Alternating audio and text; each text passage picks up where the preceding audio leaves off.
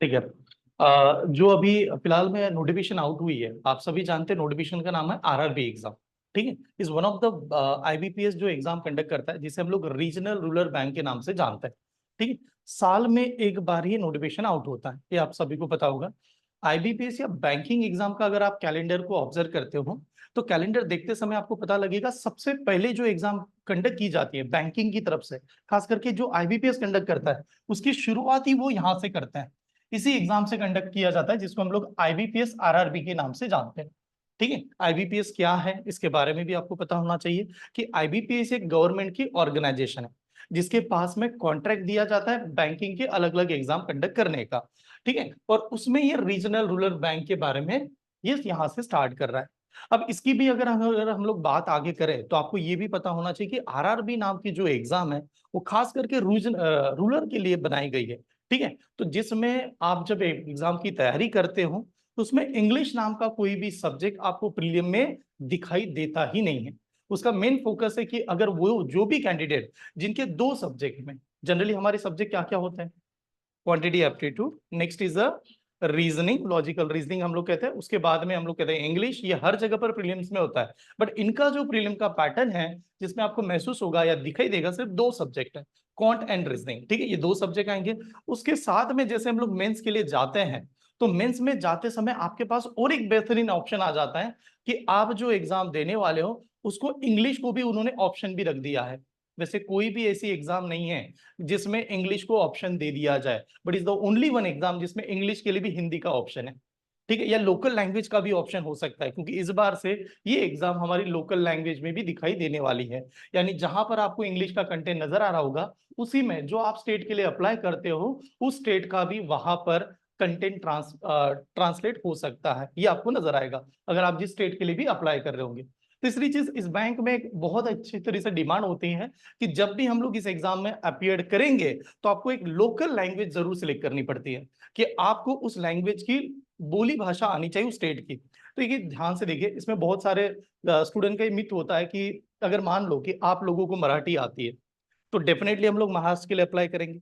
लेकिन एक आधा पर्सन जिसको महाराष्ट्रियन मराठी आती नहीं है, तो क्या वो महाराष्ट्र के लिए अप्लाई कर सकता है? तो अप्लाई कर सकता है, ये इसका रूल है। देखो कैसे अप्लाई कर सकता है। उनको एक प्रूव करना होता है कि जॉब लगने के बाद में 6 मंथ के भीतर आपको मराठी आनी चाहिए, बस ऐसे ही। हमारे इंस्टीट्यूट के ऐसे स्टूडेंट भी है जो यूपी से बिलोंग करते हैं, बट उनका जॉब करवे वारजे ब्रांच में ही लगा है। आप उनका नाम यहाँ पर देख सकते हो बोर्ड में, कुलदीप यादव करके।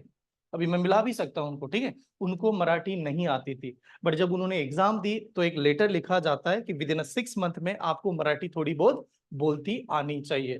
तो कोई भी अगर पर्सन ऐसा भी है कि जिसमें आपको क्या देखना है, जिस स्टेट में सबसे ज्यादा वैकेंसी है, जैसे मान लो कि मेरे पास जितने भी अलग अलग स्टेट है, उस स्टेट की मुझे थोड़ी बहुत लैंग्वेज तो आ ही जाएगी। जैसे हिंदी वाले स्टेट में हम लोग डेफिनेटली अप्लाई कर सकते हैं। लेकिन अगर आपने ठान लिया कि नहीं मुझे महाराष्ट्र के बाहर नहीं जाना है, तो आपको मराठी उसी प्रकार से अप्लाई करना पड़ेगा। ठीक, तो नोटिफिकेशन जो है, आज हम लोग क्या क्या डिस्कस करेंगे।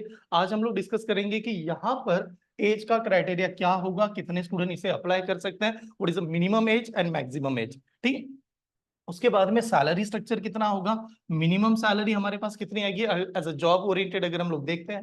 उसके बाद में आपका क्वालिफिकेशन कैसे होना चाहिए, और आप हाउ टू अप्लाई, कि आप किस प्रकार से उसको अप्लाई एग्जाम में करने वाले हो। ठीक है, अप्लाई करते समय आपके पास में जो आईबीपीएस का ओरिजिनल फॉर्म होगा, वही आपके स्क्रीन के ऊपर ओपन कर दिया जाएगा। उसके बारे में डिटेल में जानेंगे हम लोग। ठीक है, उसके बाद में हम लोग एग्जाम का सिलेबस देखेंगे, और एग्जाम का प्रीवियस ईयर का कट ऑफ भी देखेंगे कि कितना का कट ऑफ लगेगा। देखिए, एक सिंपल सा माइंड में बैठा लीजिएगा, जो एग्जाम बहुत सिंपल होती है, उसका कट ऑफ क्या होगा, सबसे ज्यादा जाएगा। ये लॉजिक है, सिंपल सा है, क्योंकि जो सिंपल है उसमें काफी हद तक लोग बैठ जाएंगे। ठीक है, तो आपको ये करना है, इसमें प्रैक्टिस अच्छी तरह से करनी चाहिए।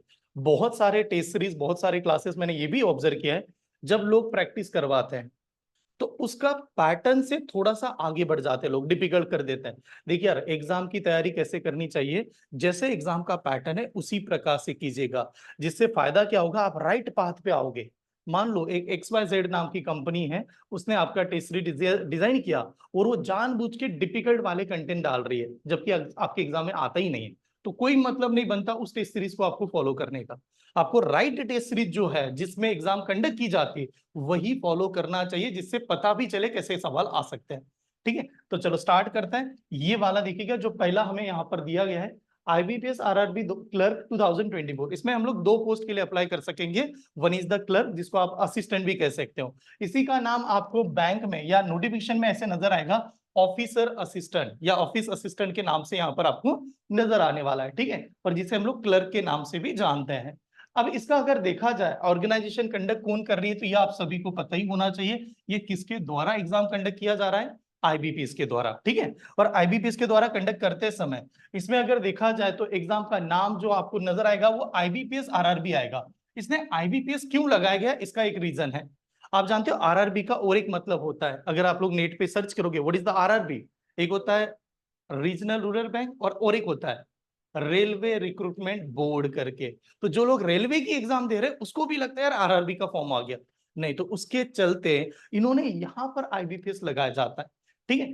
नेक्स्ट है कि पोस्ट क्या है, तो हम लोग कहेंगे यार ये जो स्लाइड आपके सामने है ये असिस्टेंट या क्लर्क की पोस्ट के बारे में डिस्कस किया जा रहा है, ठीक है। इसमें 2 प्रकार से आपको यहाँ पर नजर आएगा। One is the officer scale के लिए क्या आएगा, कितनी वैकेंसी है, असिस्टेंट के लिए कितनी वैकेंसी है, उसी के साथ में आपको ये भी देखना है आप कौन से स्टेट के लिए अप्लाई कर रहे हो उसका कितना वैकेंसी है, ठीक है।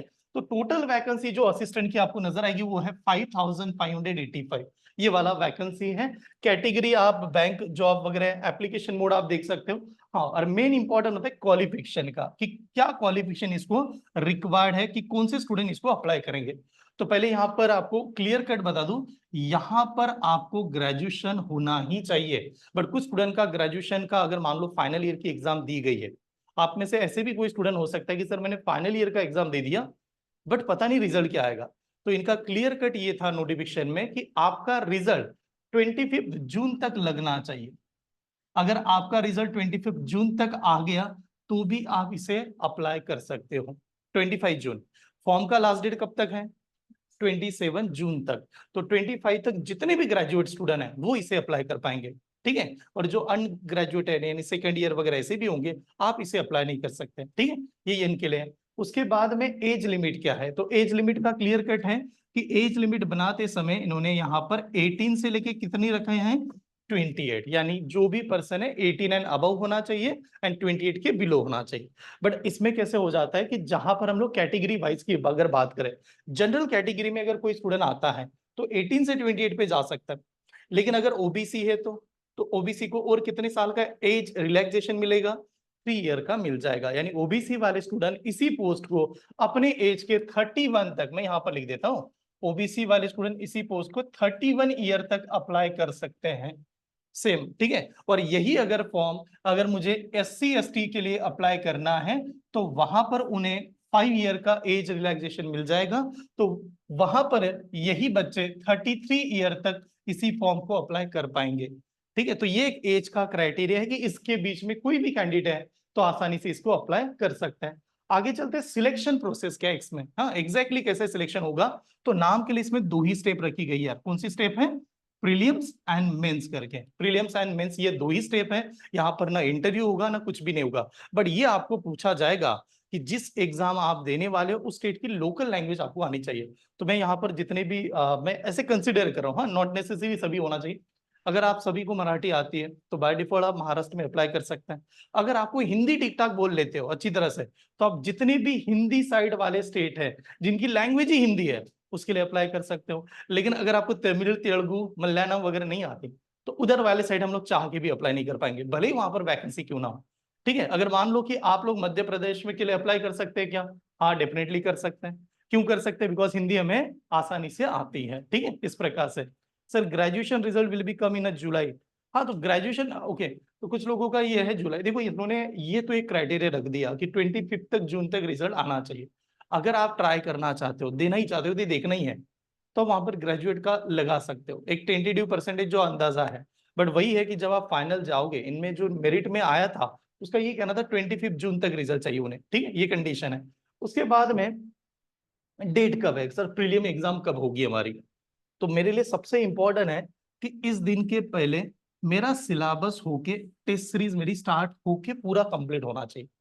यहां पर जब आप एग्जाम देने जाओगे तो ये 3 दिन एग्जाम होने वाली है, ठीक है। फर्स्ट है 3 अगस्त, 4 अगस्त एंड 10 अगस्त, ठीक है, जिसका डेट फाइनल है। हाँ, तब तक आप अप्लाई एग्जाम दोगे इसी दिन में। हम लोग टेंटेटिव समझेंगे कि हम लोग एग्जाम देने वाले कौन से दिन में, 3 अगस्त। 3 अगस्त को मेरी एग्जाम है, यानी अगस्त को हम लोग, जुलाई तक हमारा प्रिपरेशन रहना चाहिए। 1 अगस्त को हम लोग कोई भी प्रिपरेशन नहीं करेंगे, just revision and test series भी। लास्ट में और एक स्ट्रेटेजी आपको बनानी है, 2 अगस्त को भी एग्जाम नहीं देनी है आपने, कोई प्रैक्टिस टेस्ट भी नहीं देना है। आप 3 अगस्त को ही मान के चलिए कि 3 अगस्त को हमारी एग्जाम आने वाली है, यानी अगस्त का पहला वीक है।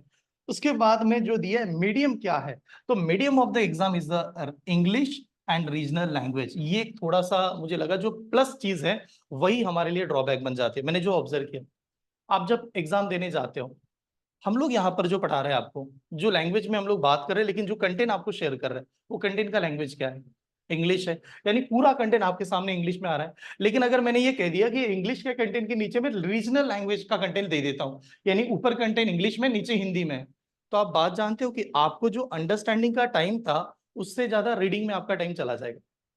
बात समझेगा, ऐसा नहीं कि आपको इंग्लिश समझ नहीं आ रहा, हर सवाल हिंदी इंग्लिश मराठी में ट्रांसलेट होने की जरूरत नहीं होती। एक आधा सवाल जो मुझे पता ही नहीं है उसके मुझे रीजनल लैंग्वेज की जरूरत भी है, लेकिन अगर मैं हर एक सवाल को इंग्लिश के बाद में हिंदी में रीड करूं, मराठी में रीड करूं, तो बाय डिफॉल्ट मेरा टाइम क्या हो जाएगा, चला जाएगा, बढ़ जाएगा। वो रीजनल लैंग्वेज उसने दिया तो है, लेकिन हम लोग क्या करेंगे, जहां पर मुझे परेशानी हो रही है लैंग्वेज समझने के लिए, उस समय ही मैं उसको यूज करूंगा। नहीं तो नॉर्मली हमारा जैसा कंटेंट होता है उसी लैंग्वेज में चले जाना। और आपको जब मैंने इंग्लिश या बाकी के टॉपिक पढ़ाए भी होंगे, रीजनिंग नाम का सब्जेक्ट है आपको। रीजनिंग ऐसा सब्जेक्ट है जिसमें आप मराठी में ट्रांसलेट कर दो तो सबसे बड़ा बुरा हाल हो जाता है। जैसे एक छोटा सा एग्जांपल ले लीजिएगा कि आपका कोई कजिन है, कजिन इज, हाँ, आप हम लोग कहते हैं सावत्र भाऊ बहन, ठीक है, चुलत भाऊ बहन, सावत्र नहीं, चुलत भाऊ बहन इज करेक्ट। तो मराठी में उसका मीनिंग बहुत हो जाएगा। ठीक है, मराठी में क्या होगा, आत्या बाहू, मामा भाऊ, आत्या बहन, ये हर जगह पर अलग अलग बनेगा। लेकिन यही यहाँ पर इंग्लिश में काफी हद तक सिंपल हो जाता है। ठीक है, ये देखिएगा। तो हम लोग कोशिश यही करना है इंग्लिश में ही अटेंड करें, ठीक है, हिंदी मराठी में नहीं करें। और जहां पर आपको लगा कि सर समझ नहीं आ रहा था, दैट टाइम आप लोग रीजनल लैंग्वेज की हेल्प जरूर लीजिएगा। ठीक है, उसके बाद में जॉब लोकेशन कहाँ पर है, तो जॉब लोकेशन की बात होती है respective state in which the candidate apply. आप जिस स्टेट के लिए अप्लाई करोगे उसी स्टेट में। तो क्या हम लोग एट ए टाइम 2 स्टेट के लिए अप्लाई कर सकते हैं, क्या लगता है आपको, 2 स्टेट के लिए अप्लाई करने देंगे आपको, नहीं कर सकते। आप अप्लाई करोगे 1 पोस्ट 1 स्टेट। हमारे पास 2 पोस्ट आई है जो एनी ग्रेजुएट स्टूडेंट अप्लाई कर सकता है, one is the assistant, another is the officer. तो आपको स्टेट पहले फाइनलाइज करना है, उसी के साथ में आपको वहां पर कौन सा स्टेट है उसकी लैंग्वेज भी देखनी पड़ेगी। ठीक है, उसके बाद में जॉब लोकेशन के बाद में होता है नंबर ऑफ क्वेश्चन प्रीलियम का। तो आगे हम लोग इसके ऊपर बात करेंगे। प्रीलियम में वैसे देखा जाए तो कितने सवाल होंगे यार, 80 क्वेश्चन होता है, और मेंस में कितने, इसके बारे में आगे डिटेल में बताया गया है। ठीक है, तो ये थोड़ा सा जानकारी आपको होना चाहिए। मेन मेन मुद्दा देख लीजिएगा, आप क्या इस कैटेगरी में बैठ रहे हो तो आप इसे अप्लाई कर पाओगे डेफिनेटली। उसके बाद में क्या आपका ग्रेजुएशन कंप्लीट है तो आपको अप्लाई कर सकते हैं, क्योंकि 2-3 चीजें तभी आप लोग अप्लाई कर पाओगे। यहां तक समझ में है? ओके, आगे बढ़ जाता हूँ नेक्स्ट स्लाइड में देखिए। अब आईबीपीएस जो है एग्जाम, जिसमें आरआरबी में हम लोगों ने क्लियर किया कि 2 लेवल है। फर्स्ट इज द प्रीलिमिनरी होगी, जिसको हम लोग प्रीलिम्स नाम से जानते हैं, एंड उसके बाद में हमारी मेंस एग्जाम होने वाली। ठीक है, ये 2 लेवल यहाँ पर हमें क्लियर करना है, उसी के ऊपर ये एग्जाम होती है। एक मिनट, कुछ लोगों का पोस्ट है यहाँ पर, सर 2 पोस्ट 2 स्टेट अलग अलग अप्लाई कर सकते हैं क्या, नहीं कर पाएंगे। ठीक है, क्योंकि आपका इंफॉर्मेशन, आईडी, आप ऐसे तो नहीं कर सकते, एक ही पर्सन का नाम होगा। ठीक है, आपका ईमेल आईडी लिखना पड़ेगा, आपका कांटेक्ट नंबर होगा, सभी के सभी डिटेल होंगे। तो एट ए टाइम 2 पोस्ट आप कैसे अप्लाई कर सकते हो, assistant and another is a officer, ऐसे अप्लाई कर सकते हो। लेकिन 2 क्लर्क ऐसे नहीं कर सकते। उसका रीजन बताता हूँ। देखिए, हम लोग जानते हैं इंडिया में बहुत सारे प्रांत हैं, बहुत सारे स्टेट हैं जिनकी बोली भाषा ज्यादातर हिंदी आती है, और कोई ना कोई ऐसे भी बहुत सारे बच्चे होंगे जिसको 2-3 लैंग्वेज आसानी से आता है। आजकल कल्चर भी वैसा चल रहा है, आप जो भी मूवी देखते हो अलग अलग लैंग्वेज में अवेलेबल है। तो आपका उसने कंडीशन रखी सिर्फ लोकल लैंग्वेज आनी चाहिए, इतनी रखी है।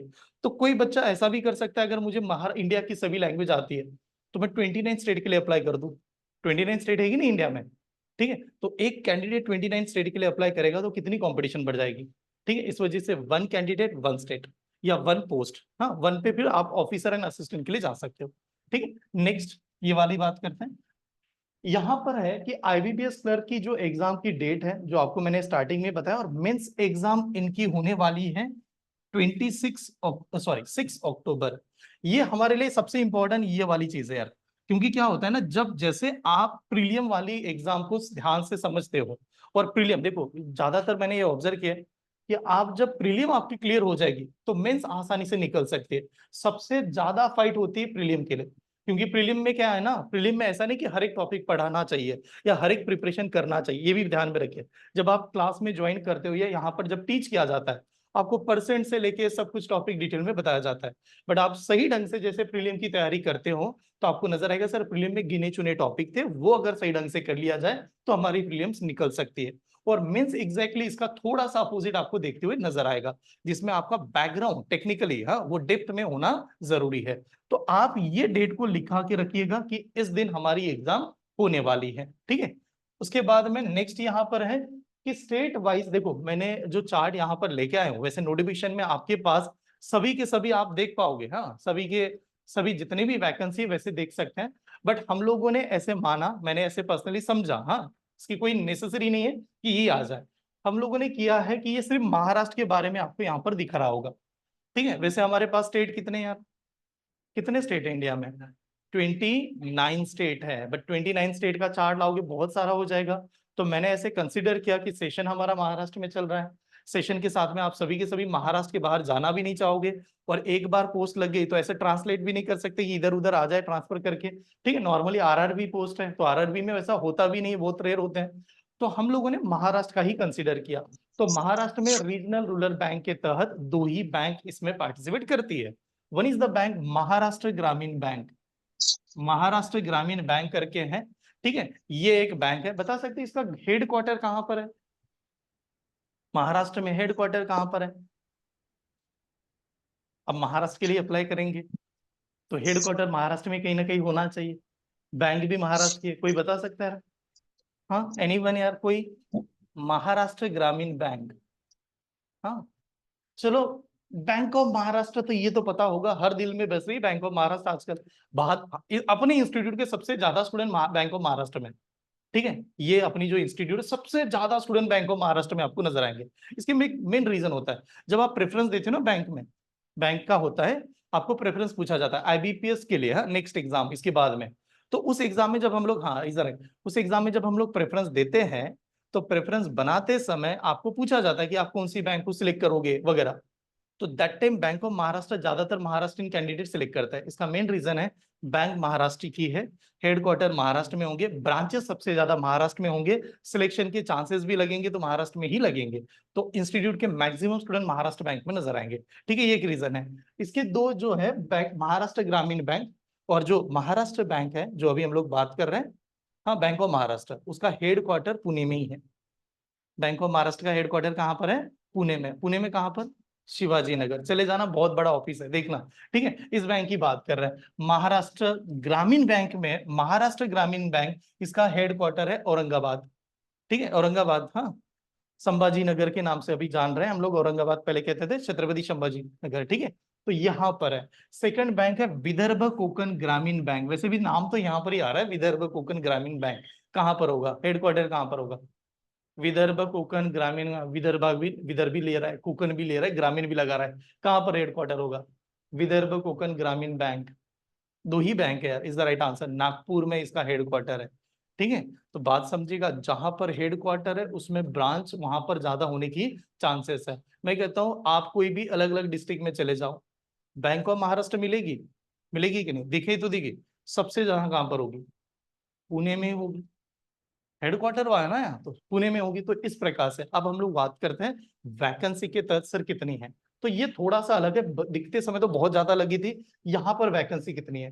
तो वैकेंसी अगर देखा जाए तो महाराष्ट्र की मैं बात लेके चल रहा हूँ, एससी एसटी यहाँ पर सिर्फ 22 वैकेंसी आप मिला देते, ठीक है इस समय। एसटी के लिए, एससी के लिए 22, एसटी के लिए यहाँ पर 14 ही नजर आ रही है।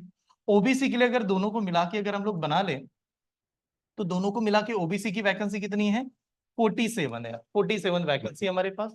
उसके बाद में ईडब्ल्यूएस यहाँ पर 17 आ रहा है, और जनरल के लिए वैकेंसी है यहाँ पर कितना? 72 is the only vacancy. Number of vacancy बहुत कम हो जाती है क्योंकि आप एक पर्टिकुलर स्टेट दो ही बैंक के लिए अप्लाई कर रहे हो। और उसमें भी ऐसी एग्जाम दे रहे हो जिसमें कोई इंटरव्यू नहीं है। जब इंटरव्यू नहीं है, सिर्फ पूरा कंट्रीब्यूशन किसके ऊपर है, स्टूडेंट कैसे वहां पर अप्लाई करेगा, उनका रिजल्ट तय करेगा उसको जॉब लगेगा या नहीं। तो इस समय वैकेंसी बहुत कम है और कट ऑफ बहुत डिफिकल्ट जाएगा, बहुत ज्यादा जाएगा, क्योंकि हर बार की तरह पेपर का लेवल भी काफी हद तक सिंपल भी होगा। ठीक है, तो that time is a total vacancy आपके सामने ऐसे यहाँ पर नजर आ रही होगी। महाराष्ट्र के लिए टोटल जो वैकेंसी यहाँ पर बनी है वो यहाँ पर अगर हम लोग बात करें तो कितना आ रहा है, 172 इतनी ही महाराष्ट्र स्टेट में वैकेंसी है। ठीक है, जो हम लोग ऊपर देख रहे थे 5000 वैकेंसी, बट दोबारा ध्यान में रखना मैं एक पर्टिकुलर पोस्ट की बात कर रहा हूँ, मैं इसमें ऑफिसर ऐड नहीं कर रहा हूँ, मैं सिर्फ बात कर रहा हूँ असिस्टेंट लेवल के ऊपर। तो 172 इज द वैकेंसी। ठीक है, इतनी ही वैकेंसी है जो आपको पता होना चाहिए। और एक सबसे बड़ा सवाल जो बहुत बार स्टूडेंट पूछते हैं, हर बार कहता है सर जनरल को इतनी वैकेंसी है, अलग अलग कास्ट में हम लोग इंडिया में रह रहे हैं, और तो डेफिनेटली तो जो वैकेंसी वो कास्ट वाइज डिस्ट्रीब्यूट होती है, तो इसमें कैसे करें। तो एक एग्जाम्पल कह रहा हूँ, 100 मार्क्स का पेपर है, जस्ट एक ऐसे एग्जांपल मान लो, 100 मार्क्स का पेपर है, एक जनरल कैटेगरी का कट ऑफ लगा 80 मार्क्स, बात समझेगा, जनरल कैटेगरी का कट ऑफ लगा 80 मार्क्स, ऐसे मान लेते हैं 100 में से 80 मार्क्स।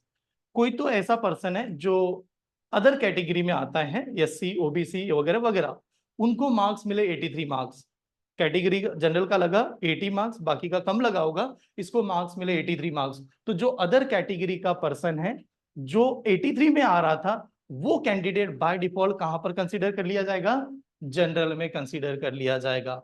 तो जो उनका कास्ट का जो रिजर्वेशन था वो सेफ रहेगा। इसी वजह से रिजर्वेशन के ऊपर लोग बोलते हैं, चलता है, यही है सबसे बड़ा ड्रॉबैक। आप ऐसे नहीं कर सकते कि जनरल को दे दिया, नहीं देते। जनरल का मतलब क्या है, अगर कोई भी अदर कैंडिडेट जो ओबीसी एससी एसटी से बिलोंग करते हैं उनका स्कोर बेहतरीन आ गया, तो वो सीट किसकी उठा लेंगे, जनरल की उठा लेंगे, कास्ट की सीट वैसी रहेगी। ठीक है, तो ये यहाँ पर परिणाम होता है, ये आपको समझना है पहले। ठीक है, तो ये है।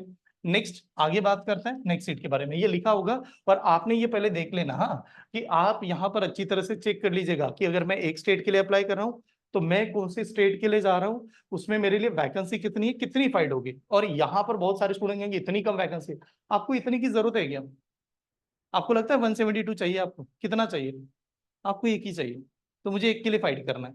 ठीक है, ये दिखाने में कुछ भी आ जाए, आपको खुद पे भरोसा रखना है कि यार मैं क्या करूं। ठीक है, उसके बाद में नेक्स्ट ये यहाँ पर कैटेगरी फीस स्ट्रक्चर कि बैंक आपसे कितना चार्ज करेगी। जब हम लोग फॉर्म फिल करेंगे तो हमारे पास कितने का फीस रहेगा।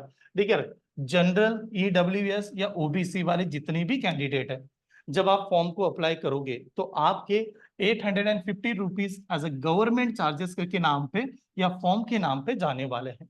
ठीक है, इतने पैसे तो आपके जाएंगे। उसी के तहत SC ST and PWD student, हाँ, इनके यहाँ पर 175 रुपीज एज अ चार्जेस आपको देने पड़ेंगे अगर आप इस फॉर्म के लिए अप्लाई कर रहे हो तो। ठीक है, ये वाले हैं।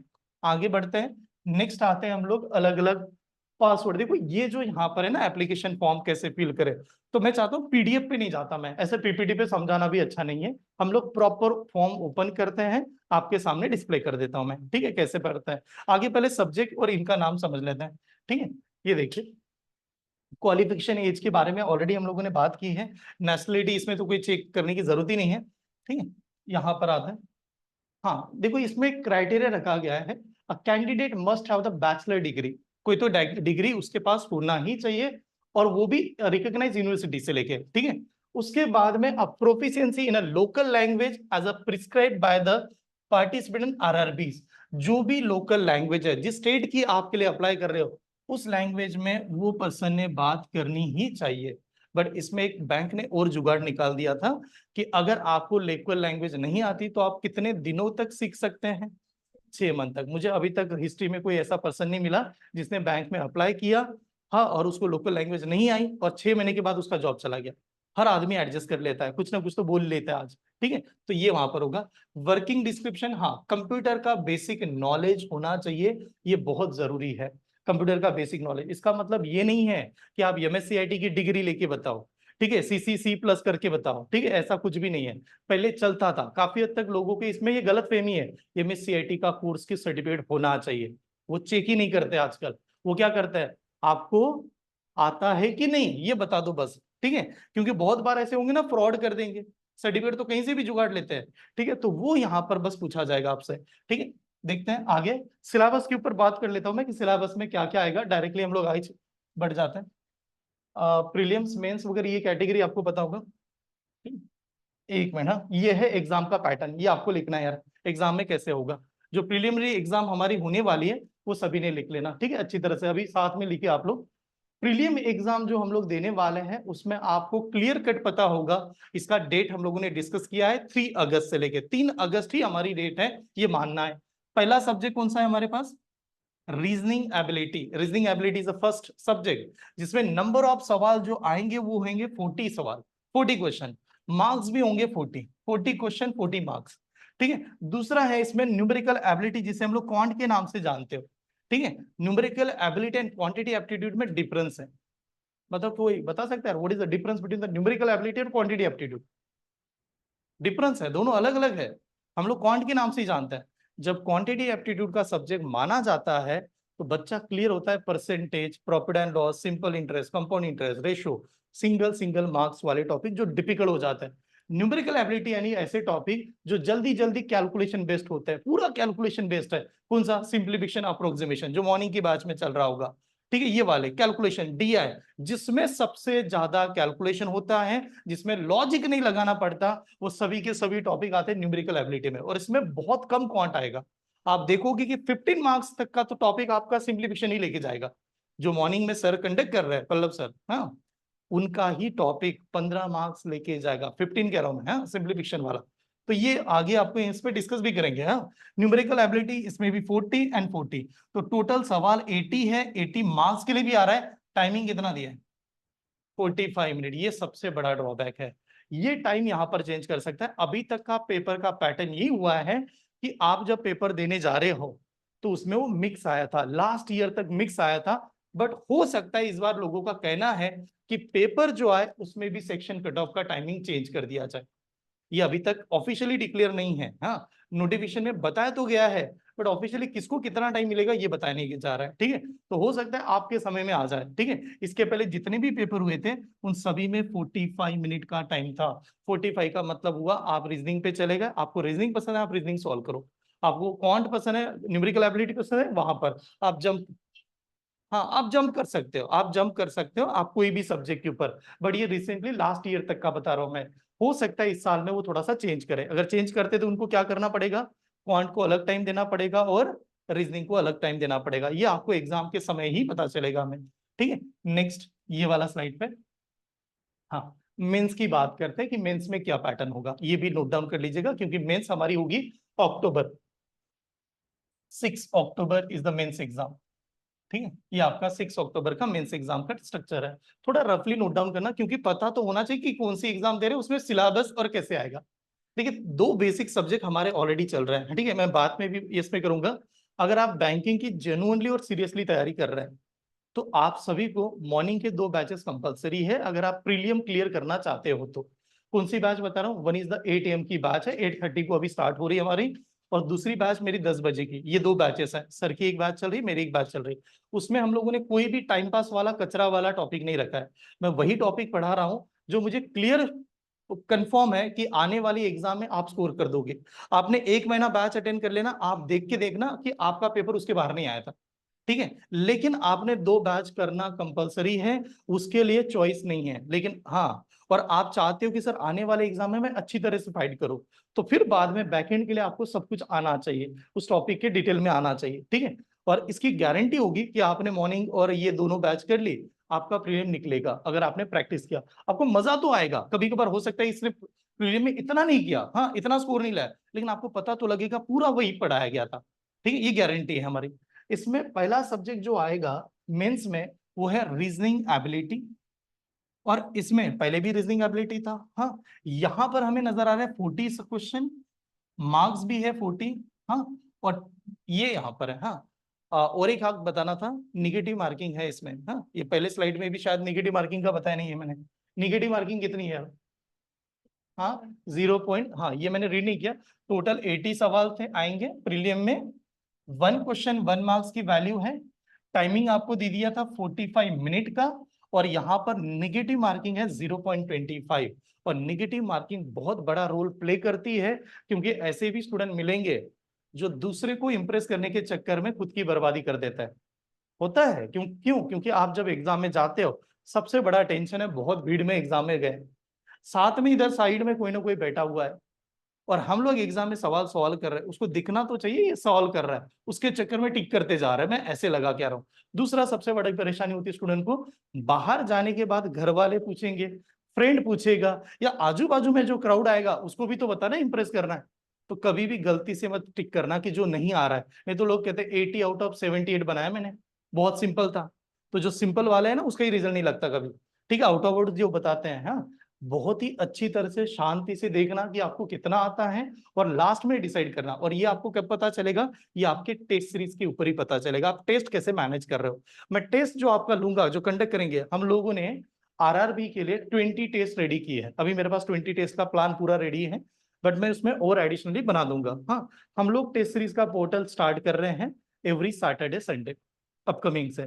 आप, मैं जानता हूँ आपको अभी फॉर्म फिल का स्टार्ट हो रहा है, आप में से सिलेबस भी नहीं हुआ, लेकिन पता तो चले ये सवाल कैसे आया था, कहाँ से आया था, उसका स्ट्रक्चर क्या था। इसके लिए हम लोग टेस्ट सीरीज जल्दी स्टार्ट कर रहे थे। ठीक है, चलिए मैं नेक्स्ट के ऊपर आता हूँ। मेंस में क्या होने वाला है? तो मेंस में first subject is reasoning ability, second subject है जनरल अवेयरनेस। ये जनरल अवेयरनेस का मतलब होता है करंट अफेयर्स, जो आप इसे यहाँ पर कहते हैं general awareness and current affairs, ये सब सेकंड सब्जेक्ट आएगा, जिसमें number of question is also 40, marks is also 40 यार, ये सेम है मार्क्स और इनमें। तीसरा सब्जेक्ट घुमा फिरा के वही आ गया जो हम लोग हमेशा सॉल्व कर रहे थे, न्यूमेरिकल एबिलिटी 40 और ये वाला 40। ठीक है, उसके बाद में कंप्यूटर नॉलेज, कंप्यूटर नॉलेज में भी आपका 40 आ रहा है, यहाँ पर भी 40, यानी हर सब्जेक्ट को सेम है। और हाँ, सबसे अच्छी चीज जो यहाँ पर दिखा नहीं है, और यही ड्रॉबैक भी है। ठीक है, कैसे ड्रॉबैक बनेगा? अब बताओ इसमें क्या किया उसने, हिंदी ऑप्शनल क्या दिया, English. Hindi optional English language के लिए है, और उसमें दे दिया 40 आउट ऑफ 40। हाँ, ऐसे। अब एक बात बताना चाहता हूँ, दिल से बताना चाहता हूँ, किसी को लगता होगा सर मुझे इंग्लिश बहुत वीक है, मैं हिंदी सेलेक्ट करूँ क्या, एग्जाम में निकल जाएगी क्या? मत करना। क्यों नहीं करना? मैं जानता हूँ महाराष्ट्रियन लोगों की हिंदी कैसे है। ठीक है, हमरे को तुमरे को कहते हैं हम लोग। ठीक है, वो बेकार हो जाएगा। और दूसरी चक्कर में कैसे, हिंदी का ग्रामर अलग होता है। ठीक है, हिंदी का इनफैक्ट कि यहां तक भी कहा जाए कि ये पेपर गलती से यहाँ पर ऑप्शनल की जगह हिंदी जगह मराठी आ गया ना, तो भी मत करना, क्योंकि मराठी ग्रामर बहुत बेकार है। मराठी अलंकार सुना है ना, अलंकार संवाद वगैरह कुछ अभी बचपन में पढ़ा होगा, वो अलग ही है। ठीक है, हम लोग आजकल जो लैंग्वेज बोलते हैं मिक्स है, सब कुछ मिक्स बोलते हैं। ठीक है, तो अपने चक्कर में इंग्लिश ही सिलेक्ट कीजिएगा, देखना, क्योंकि जो कोर हिंदी पढ़ने वाले लोग हैं उनके लिए आसान रहेगा। ठीक है, आप लोग इसमें मत जाना। तो इसमें 200 क्वेश्चन है, 200 मार्क्स है, बट इसमें खासियत देखें, एक भी सवाल आप एक भी सब्जेक्ट को इग्नोर नहीं कर सकते। ठीक है, जो आपने प्रीलियम के लिए पढ़ना है, खास करके ये सब्जेक्ट ज्यादा से ज्यादा स्टूडेंट इग्नोर कर देते हैं, और इसमें सबसे कम स्कोर आता है। ये सब्जेक्ट डिसाइड करते हैं कि टॉपर कौन होगा, क्लास में टॉप किसे करेंगे और किसको सबसे पोस्ट मिलने वाली है। इसका रीजन आप सभी जानते हो, क्यों ये सब्जेक्ट डिसाइड करते हैं, इसका एक देखिए। मैथ्स आपने देखा है, मैथ्स पढ़ते हैं आजकल, बैच वही चल रही है, रीजनिंग हमारी बैच चल रही है। कहीं ना कहीं ये दो सब्जेक्ट सॉल्व करते समय हमें टाइम लगता है। मैं नहीं कहता कि एकदम से बनता होगा, आप कैलकुलेशन वाला कोई भी सब्जेक्ट ले लो, मैथमेटिक्स में आप परसेंटेज वाला कैलकुलेशन का कुछ ना कुछ तो लिखना पड़ेगा कि नहीं यार, लिखना तो पड़ेगा। तो क्या आप करंट अफेयर्स में लिखोगे? करंट अफेयर्स में क्या करेंगे, मोदी जी अभी के लिए कहां पर गए थे, कौन सी सबमिट चालू हो रही, कौन सी है, सिंगल लाइन क्वेश्चन पूछा जाता है, न कि पैसेज बेस्ड आ रहा है, एक लाइन वाला सवाल पूछा जाएगा। तो अगर मोदी जी कहीं पर गए थे, वही पता है, तो टिक करके भाग जाएंगे। ठीक है, अगर नहीं गए थे तो उसके चक्कर में बहुत सारा सोचना पड़ेगा। तो मैं ये मानता हूं कि अगर आपको एग्जाम निकालनी है, ठीक है, पोस्ट चाहिए चाहिए, ये दो सब्जेक्ट उतने ही ज्यादा इंपॉर्टेंट हैं कि जो बाकी से भी, क्योंकि ये दो सब्जेक्ट आसानी से बन जाएंगे, और यही दो सब्जेक्ट बाकी लोगों में आपको अलग पहचान बना देंगे। ठीक है, कुछ हद तक सभी ने प्रैक्टिस करने के बाद रीजनिंग 90% बच्चों से बन जाता है। रीजनिंग ऐसा सब्जेक्ट है कि जो हर किसी को आ जाता है कुछ समय के बाद में, आपने प्रैक्टिस किया बन जाता है। ये सब्जेक्ट कम ज्यादा करेगा न्यूमेरिकल एबिलिटी में, जिसे हम लोग क्वांट या मैथ्स कहते हैं, क्योंकि जिनका मैथ्स पसंद है उनको ज्यादा आएगा, और जिनको पसंद है उनको कम आएगा। लेकिन डिफरेंस कितने का लगाओगे आप पता है? डिफरेंस आएगा 7-8 मार्क्स का, उससे ज्यादा बना ही नहीं सकते। जिसका मैथ्स बहुत अच्छा है वो जा जाके कितना जाएगा यार, कुछ तो कम ही जाएगा ना। ठीक है, आप इतना ज्यादा डिफरेंस नहीं पैदा कर सकते, लेकिन ये दो सब्जेक्ट पूरा सब्जेक्ट को चेंज कर देंगे इनमें। अगर आपने ठीक तरह से इसको ध्यान दिया तो आपका जॉब अच्छी तरह से आ जाएगा। तो जो लोग मेंस के लिए चाहते हैं और ये प्लान बना के चल रहे हैं कि आने वाली बैंकिंग एग्जाम में मैं टॉपर बन जाऊं, तो आपको क्या करना पड़ेगा, करंट अफेयर स्टार्टिंग से पढ़ना पड़ेगा। ये एकदम में पढ़ने वाला सब्जेक्ट भी नहीं है। आप ऐसे नहीं कर सकते कि मैंने लास्ट में कोई तो बुक ओपन उठाई या किसी का नोट्स ले लिया, रट्टा मार के चला गया, नहीं कर सकते आप। आपको थीम कनेक्ट करना पड़ेगा, कहाँ से आ रहा है, किस प्रकार से। तो इसी के चलते हम लोगों ने इंस्टीट्यूट में एडिशनली करंट अफेयर्स की बैच भी अनाउंस कर दी है, जो आपको कल पहला दिन होगा, कल संडे को 11 बजे की बैच मिलेगी। मैं जानता हूँ संडे स्पेशल होता है, सभी का हॉलीडेज है, लेकिन बात क्या है ना, आप 2 घंटे इन्वेस्ट कर दीजिएगा, पूरा वीक का कंटेंट आ जाएगा, पूरा बैंकिंग की क्वेश्चन डिस्कस किया जाएगा, उसके ऊपर हम लोग बात करेंगे, ठीक है। और एडिशनली प्रीवियस ईयर जो भी थे उसके ऊपर भी आएंगे कि कहाँ से आता है।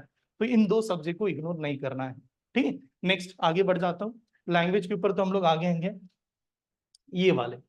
अब देखिए ये सिलेबस है, ये आपका पूरा सिलेबस है, और ये पूरा सिलेबस अभी के लिए जरूरी नहीं है उतना ही करे।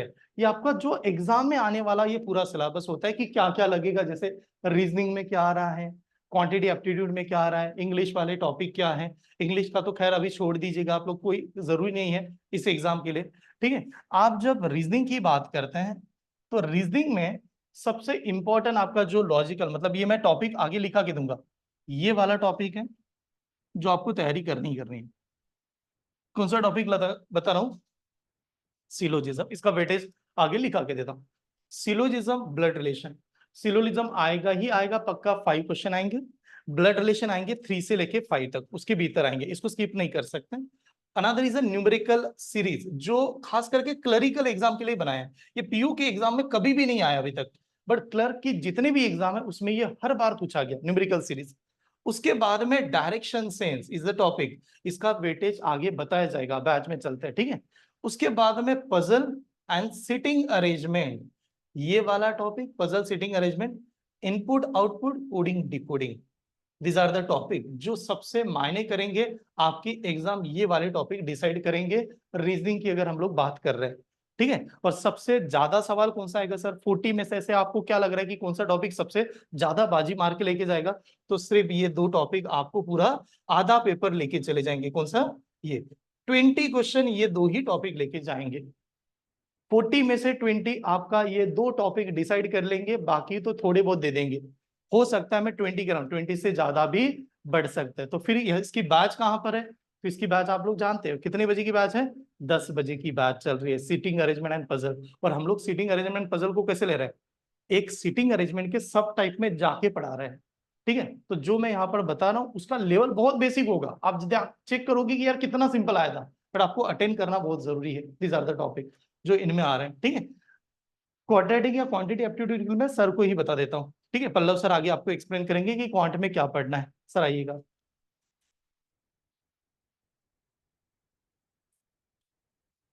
ये टॉपिक अलग है, आप थोड़ा लिख सकते हैं, बीच में ऐड कर दो, ठीक है। चलिए, गुड मॉर्निंग क्लास। ठीक है, शांति से बैठे हो आज, एकदम एकदम शांत, चेहरे पे मुस्कान नहीं है कि नहीं? क्या हुआ, वो 87 सीट्स? अरे कोई फर्क नहीं पड़ता, 2 पे भी सिलेक्शन हो जाता है। थोड़ा सा चेंज कर लीजिएगा इस वाले पैटर्न पे। ये जो मेंस एग्जामिनेशन का पैटर्न है, इसमें computer will be consisting of 40 question for 20 marks. ठीक है, कंप्यूटर का सेक्शन आधे आधे मार्क्स के लिए होता है। वो हमारे डेटा एंट्री ऑपरेटर ने थोड़ा बहुत भी कहीं से कॉपी पेस्ट किया तो दाएं बाएं हुआ, उसकी कोई टेंशन लेने की जरूरत नहीं है। पर मैंने आपको पहले ही दे के रखा, कोई टेंशन नहीं। ये जो आपका रीजनिंग एबिलिटी का और न्यूमेरिकल एबिलिटी का सेक्शन होता है, that will be consisting of 50-50 marks. ठीक है, इसमें कुछ क्वेश्चंस जो होते हैं वो 1.25 के होते हैं, और कुछ क्वेश्चंस आपके पास 1 मार्क्स के होते हैं। इनका रैंडम पैटर्न डिफिकल्टी लेवल के ऊपर टेस्ट किया जाता है। जैसे पीओ में तो प्री डिसाइडेड होते हैं, अगर आप आईबीपीएस पीओ में जाएंगे तो वहां प्री डिसाइडेड होते हैं। 25 question consisting of 2 marks and 10 question consisting of 1 marks, which will be divided into 2 section. एक को सेक्शन ए और एक को सेक्शन बी कहा जाएगा। तो ये तो अभी लड़ाई आगे है, इस लड़ाई के ऊपर अभी हमें नहीं सोचना है। देखो, आरआरबी का मतलब होता है, पहली चीज ध्यान रखो कि तुम सबसे तेज हो। इन मामलों में तेज नहीं हो कि तुम्हें मैथ्स आती है कि नहीं आती। तुम इन मामलों में तेज हो कि तुम छोटी छोटी बातों को तेज कर सकते हो। तुम एडिशन तेजी से कर सकते हो, तुम मल्टीप्लिकेशन तेजी से कर सकते हो, तुम्हें अप टू 100 स्क्वायर याद है, स्क्वायर रूट याद है। मैं भी लास्ट में एक कैंडिडेट को मिलवाऊंगा तुमसे, इसी क्लास में बैठा है तुम्हारे ही बीच में, ठीक है। ऑलवेज उसने प्रीलिम्स क्लियर किए, मेंस का लेवल थोड़ा टफ होता है, बट 80 में 70 क्वेश्चन, 80 में 72 क्वेश्चन, ये लेवल होता है प्रीलिम्स क्लियर करने के लिए, ठीक है। तो आपकी पेन चलेगी तो प्रीलिम्स क्लियर होगा, ऐसा कभी नहीं होगा। आपको क्वेश्चन देखना है, प्रैक्टिस करना है कि 90% चीजें कैसी होनी चाहिए, ओरली हो जानी चाहिए, ठीक है। द मोस्ट इंपॉर्टेंट टॉपिक जो आपके पास चल रहा है, simplification and not the simplification, आप इसको ध्यान रखिएगा। अप्रोक्सीमेशन हम टॉपिक का नाम कहते हैं। क्वेश्चन डिफिकल्ट दिखेगा, होगा नहीं, जैसे हम लोग अपने सुबह के टॉपिक में कर रहे हैं सिंप्लीफिकेशन एंड अप्रोक्सीमेशन, जैसे 32.59 कुछ ऐसे करके जो वैल्यूएशन चल रही, तो अप्रोक्सीमेशन एंड सिंप्लीफिकेशन ये आपके 15 मार्क्स के टॉपिक रहेंगे in the paper of clerical examination, in the paper of clerical examination.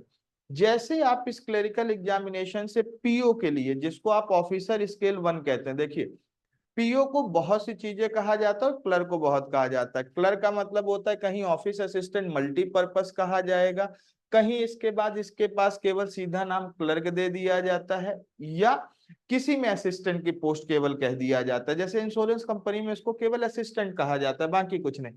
तो जब आप क्लर्क की बात करते हैं ना, तो यहाँ पे बाकी टॉपिक को हटा दिया जाता है। बाकी टॉपिक में क्या होता है, तुम्हें इस पेपर पैटर्न को समझने से पहले ये समझो कि आईबीपीएस आया क्यों, किस तरीके से आया, क्या चीजें जरूरी है। अगर आपको बैंक में जाना है तो बैंक की एक थीसिस समझ लो।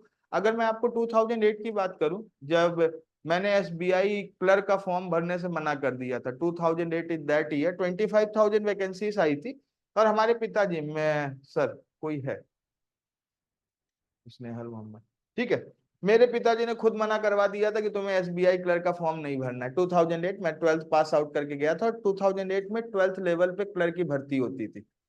क्यों? क्योंकि उस समय क्लर्क की तनख्वाह होती थी 12,000 रुपए। 2008 में क्लर्क की तनख्वाह होती थी 12,000। फिर 2012 तक थोड़ा सा क्रेज आया। 2012 तक क्रेज कैसे आया, ये तनख्वाह 12,000 से बढ़ के 19,000 तक पहुंच गई। कहां तक पहुंच गई? 19,000, with no any type of reimbursement included in it. इसमें कोई रिम्बर्समेंट नहीं होता था कि पेट्रोल का पैसा मिलेगा या पेपर का पैसा मिलेगा, आपके यहाँ एक काम करने वाली आएगी उसका पैसा मिलेगा, ऐसा कुछ भी नहीं था मेरे भाई। तब केवल बड़ी सीधी सी चीजें थी, आपको 19,000 रुपए हाथ में मिलेगा। 2012 के बाद कुछ ऐसा क्रेज इसका चला कि सैलरी इंक्रीमेंट हो रही है। 2019 से 23,000 हो गई, और सबसे तेज रिक्रूटमेंट एजेंसी कोई निकली तो आईबीपीएस। एसएससी का पेपर ऐसा होता था, आज पेपर देके लड़का जाके सो गया, फिर होगा टायर 2 अगले साल, पता लगा इसका टायर 2 है उसका टायर 1 है, सब क्लियर करके बैठा है। ज्वाइनिंग कब हो रही है? ज्वाइनिंग 4 साल बाद हो रही। तो लोगों को क्रेज बढ़ा, यार ऐसी नौकरी चाहिए जो 6 महीने में मिल जाए। तो 2012 विद दैट ईयर, जहां से मैंने इस लाइन को एंटर किया, ज्वाइन किया, और उसमें पेपर बहुत इजी होते थे। फिर आईबीपीएस को लगा अब लड़के भर भर के आ रहे हैं, तो 2014 में इसने एक नया ड्रामा किया।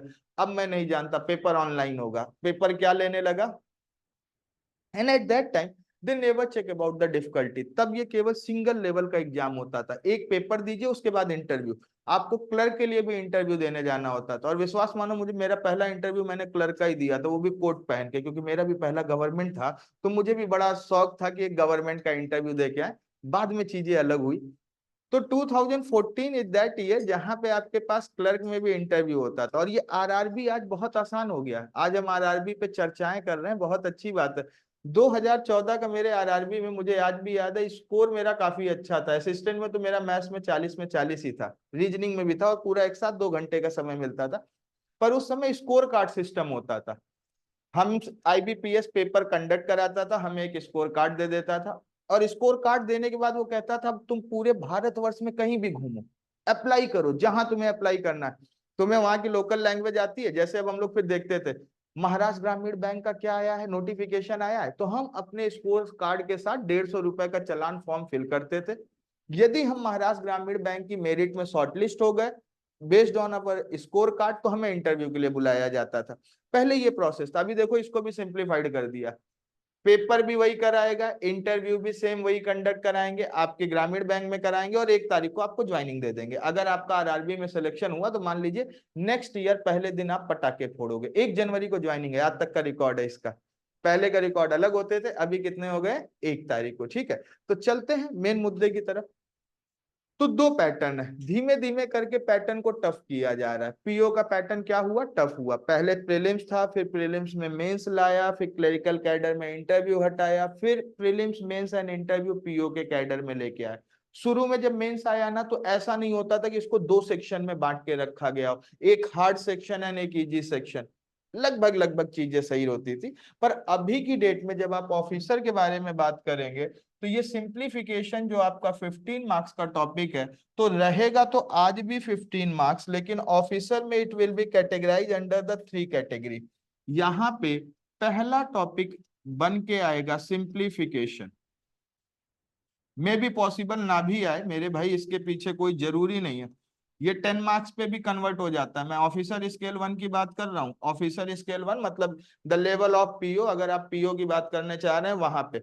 ठीक है, सिंप्लीफिकेशन 5 मार्क्स के लिए पेपर में दिखता है। यदि आपको सिंप्लीफिकेशन नहीं दिखा किसी शिफ्ट में, एक तो पहली चीज आप समझ के चलिए, पेपर की डेट 4 शिफ्ट में दी है, तो टोटल 4 इंटू 4 16 शिफ्ट में पेपर होगा। पहला शिफ्ट सबसे इजी होगा, तो पहले शिफ्ट वाले ज्यादा खुश ना हो जाए, उसको देख के लोग आगे तैयारी करते। पता लगा तीसरे शिफ्ट आफ्टरनून पहुंचते पहुंचते पेपर का पैटर्न ही बदल गया, तो it will B fix. Mentally prepare होके जाना पिछले वाले के लिए। यदि आपके में सिंप्लीफिकेशन नहीं दिखा, तो second topic will be converted into number series. कुछ के में नंबर सीरीज देखने को मिलेगी और कुछ लोगों के में क्या देखने को मिलेगी, simplification. And make it sure आपको पूरे क्वेश्चन नहीं करने। अगर नंबर सीरीज आपका टॉपिक आता है तो 3 से 4 क्वेश्चन लेके निकल जाओ। 5वां क्वेश्चन एक ऐसा हमेशा रहेगा जो कि अटेम्प्ट करोगे तो फंसी जाओगे और टाइम वेस्ट होगा। तो आपको पता होने चाहिए आपके 3 से 4 क्वेश्चन कौन है। तो आइदर सिंप्लीफिकेशन और number series. In case of assistant both topic दोनों आ सकता है, ये 10 ये 5, या हो सकता है आज आपके सेक्शन पे बहुत खुश है 15 नंबर का यही दे दिया। ठीक है, तीसरे टॉपिक जिसको आप क्वाड्रेटिक इक्वेशन कहते हो। क्वाड्रेटिक इक्वेशन वो टॉपिक ही नहीं था। जब मैंने ये पेपर देना स्टार्ट किया था तो यहीं से ये टॉपिक स्टार्ट हुआ। That one is called comparison of variable. मेरा 2014 नहीं 15 का पेपर मैं यहाँ मेंस का दिया हूँ। मेंस तो होता ही नहीं था 2015 में। तब ये एक टॉपिक आया था, हम लोग क्वाड्रेटिक पढ़ा पढ़ा के बच्चों को भेजते थे, और उस साल नंबर सीरीज और क्वाड्रेटिक इक्वेशन को रिप्लेस करके कंपैरिजन ऑफ वेरिएबल डाला था। कंपैरिजन ऑफ वेरिएबल का मतलब क्या हुआ, अर्थमेटिक के 5 छोटे छोटे इनपुट कि इफ दिस कंडीशन एग्जिस्ट तो यहाँ ये प्रिंसिपल होगा, अगर ये कंडीशन हुई तो यहाँ ये प्रिंसिपल होगा, और आपको बताना था कि पहला वेरिएबल दूसरे वेरिएबल से बड़ा है या छोटा है। सेम चीज है, इसी को कहते थे। और बाद में इसी कंपैरिजन ऑफ वेरिएबल को पेपर को आसान करने के लिए क्या किस फॉर्म में डाल दिया गया, in the form of equation. किस फॉर्म में डाल दिया गया है, in the form of equation. Quadratic equation ये आपको 3 मिलेगा, लीनियर 1 मिलेगा और 1 पावर मिलेगा। तो ये आपको ध्यान रखना है कि ये 5 नंबर तो आपके सामने मिलने ही वाले हैं। ये नहीं मिलेगा तो कंपैरिजन ऑफ वेरिएबल, और कंपैरिजन ऑफ वेरिएबल मिला तो मान लेना उस दिन किस्मत नहीं चल रही है। ठीक है, सिमिलर चीजें मेंस में ये तीनों नहीं मिलेगा। मेंस में आपके पास केवल क्या मिलेगा, कंपैरिजन ऑफ वेरिएबल। तो उस समय आपको ध्यान रखना है। तो 15 मार्क्स के पेपर के लिए आपके ये 3 टॉपिक इंपॉर्टेंट है। पीओ के लिए जाना तो इसको केवल कितना टॉपिक कितने मार्क्स को प्रेडिक्ट करके जाना, 10 marks, not more than 8। Clear है, this will be first phase. ये सीरीज खत्म होने के बाद आपको ऐसा नहीं लगेगा कि पेपर में दुनिया अलग अलग है, पढ़ के गए हो वही आया है। पहली बार में क्या एहसास होना चाहिए कि गए हैं तो कुछ करके आए हैं। ठीक है, एंड डोंट वरी कि आपका ये पहले अटेम्प्ट में पेपर में क्या होगा क्या नहीं होगा, बस अटेम्प्ट देना जरूरी है कि नहीं है। एक वो बड़ी अच्छी लाइन है, आपको ध्यान होना चाहिए, है कि नहीं, कि समुद्र के किनारे बैठ के अगर आप सोच के चले कि आपको मोती मिलेगा तो मिलेगा नहीं, उसके लिए आपको समुद्र की गहराइयों में जाना पड़ेगा। और बहुत से मेरे ऐसे स्टूडेंट, मैंने आपको पहले भी नाम बताया, कुछ बच्चों को मैंने उनके नंबर भी शेयर किए हैं। 3-3 4-4 साल उन्होंने उसी लाइन पे पूरी तरीके से फोकस करके रखा। 6 महीने वाले भी बहुत है, ऐसा नहीं है 6 महीने 8 महीने में नहीं हुआ, 1.5 साल में नहीं हुआ, वो भी बहुत है। पर उनके पीछे का एक रीजन होता है, या तो यू हैव सच नॉलेज जो आपके पास प्रीवियसली बहुत है। अब जैसे क्या हुआ, किसी को अंग्रेजी बहुत अच्छी आती थी, लो एक सब्जेक्ट निपट गया, उसको पढ़ने की जरूरत ही नहीं, तो उसको पता चल रहा है ये गलत है ये सही है। एक बच्चा जिसको मैथ्स बहुत अच्छा आता था, उसको उस सब्जेक्ट पे ज्यादा फोकस करने की जरूरत नहीं है, अब वो बाकी सब्जेक्ट पे करेगा। अब एक बच्चा जिसको कुछ नहीं आता, तो क्या उसका सिलेक्शन नहीं होगा? सिलेक्शन तो सबका होगा भाई। बस क्या है, जो तुमने सीखा मुझे थोड़ा टाइम देना पड़ेगा। Clear? The second most important topic, data interpretation, और ये पहले इनपुट के ऊपर ही डिपेंड करेगा, ध्यान रखिएगा। ये जो डेटा इंटरप्रिटेशन का टॉपिक है, जिसको हम डीआई कहते हैं, DI is totally based on calculation on the prelims examination. Prelims में केवल कैलकुलेशन बेस्ड डीआई करके जाइएगा। Caselet is not a part of your prelims. Caselet DI का मतलब क्या हुआ? जहां पे पजल्ड फॉर्म में इंफॉर्मेशन दी हो, तो पजल्ड फॉर्म की इंफॉर्मेशन आपके मेंस में तो हर क्वेश्चन में मिलेगी, यहां अगर आपकी किस्मत खराब रही तो मिलेगी। ठीक है, तो फर्स्ट थिंग मैंने आपको क्या कहा कि आपका पहला टारगेट होना चाहिए ऑफिस असिस्टेंट का पेपर। पेपर इजी रहेगा, पेपर करके आओगे, मेरिट भले ज्यादा जाए, पर इस बात की खुशी रहती है आप जाके कहते हो 80 में 50 मार्क्स स्कोर कर लिए थे, बस कुछ मार्क्स से रह गए, ये कॉन्फिडेंस आता है। ठीक है, तो डीआई में आपके पास 4 लेवल पे ध्यान रखिएगा। The first thing is pie chart, या इस पाई चार्ट के अलावा ही इसको कहा जाता है परसेंटेज डिस्ट्रीब्यूशन। इसको क्या कहा जाता है? Percentage distribution. हो सकता है परसेंटेज डिस्ट्रीब्यूशन का जो आपका चार्ट है वो जरूरी नहीं है पाई चार्ट में दिया जाए, इट मे बी पॉसिबल कि वो आपको किस फॉर्म में दे सकता है, टेबल में दे सकता है, और अभी थोड़ा सा मजा लेने के लिए वो किस में दे रहा है? लाइन डायग्राम के फॉर्म में भी दे रहा है। तो आपको यहीं से कुछ ना कुछ एक डीआई मिलेगी। 3 क्वेश्चन मिलेंगे पीओ के पेपर में। कितने क्वेश्चन मिलेंगे? पीओ में 3 मिलेंगे, असिस्टेंट में 2 मिलेंगे, टोटल 25 नंबर मिलेगा। टोटल कितने नंबर मिलेगा? 25 नंबर तो मिलने वाला ही है। ठीक है, अब ये जो 5 नंबर का सिस्टम है ना, ये कब क्या होगा आज तक किसी को पता नहीं चलता। चाहे मैं टीचर रहूं या आप टीचर रहे, कुछ नहीं पता होता, क्योंकि अर्थमेटिक पे 10 मार्क्स फिक्स होते हैं। अर्थमेटिक के केवल कितने मार्क्स वो देंगे? मतलब सर, हम पूरा परसेंटेज पढ़ लिए, प्रॉफिट एंड लॉस पढ़ लिए, और तुम विश्वास मानो वो क्वेश्चन करने के लिए ना तुम्हें ये जरूरत नहीं है जानने की कि तो उसके पीछे कितने कंसेप्ट है। आप बेसिक 50-50 क्वेश्चन की सीट कर लीजिए, जो बेसिक क्वेश्चन होते हैं। मतलब अगर मैं आपको कहूँ कोई भी बुक उठाओ और उसका सॉल्व एग्जाम्पल कर लो, तुम्हें वो भी सवाल वहां जाके मिल जाएंगे। वहां पे कोई लॉजिक नहीं लगाने होते कि बहुत टफ करने होते। Prelims is a very easy examination, तो सबसे बेसिक सीट भी कर लोगे ना तो भी हो जाएगा। पर बच्चा यहाँ तक तो पहुंच ही नहीं पाता।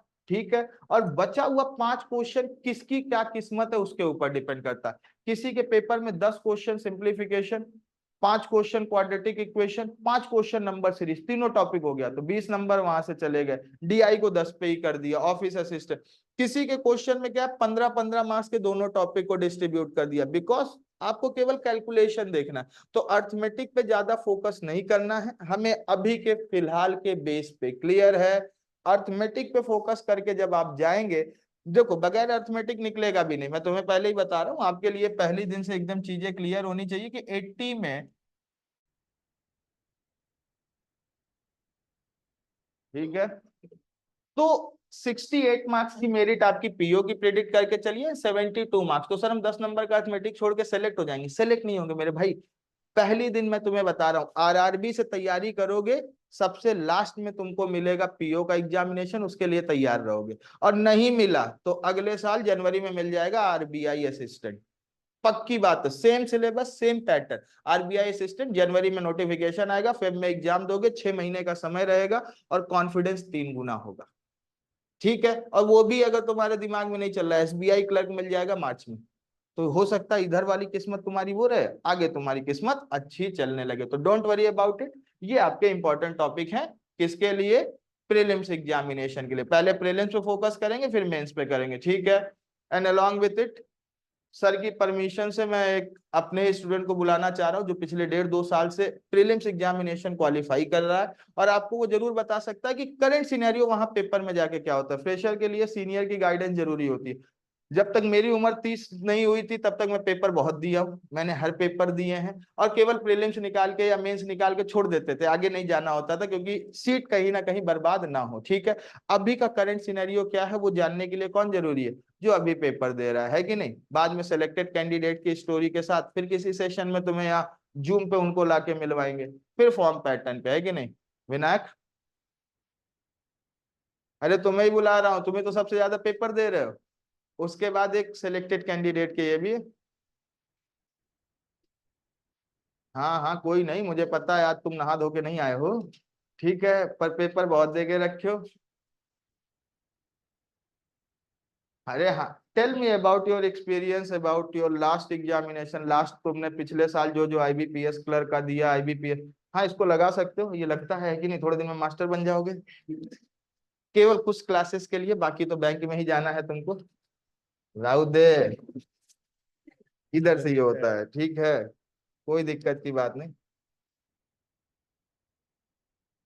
लास्ट ईयर तुम्हारे कौन कौन से एग्जाम क्लियर हुए थे, और कुछ पेपर पैटर्न कैसे इनकी तैयारी स्टार्ट होती है, और क्या क्या चीजें जरूरी होती है, जो शुरू में तुम्हें प्रॉब्लम लगा होगा, द फर्स्ट डे तुमने ज्वाइन किया होगा तब तुम्हें क्या प्रॉब्लम लगा, पेपर का ओरिजिनल एनालिसिस में तुम्हें क्या प्रॉब्लम लगता है, कि यहाँ पढ़ के जाते हो और वहां पेपर में क्या आता है। देखो एक नॉर्मल चीज है, पढ़ के सब जाएंगे, वहां क्या आएगा जरूरी वही है, सर ने बताया ना, टेस्ट सीरीज 500 ले लिया, पेपर में क्या आया पता ही नहीं चल रहा है।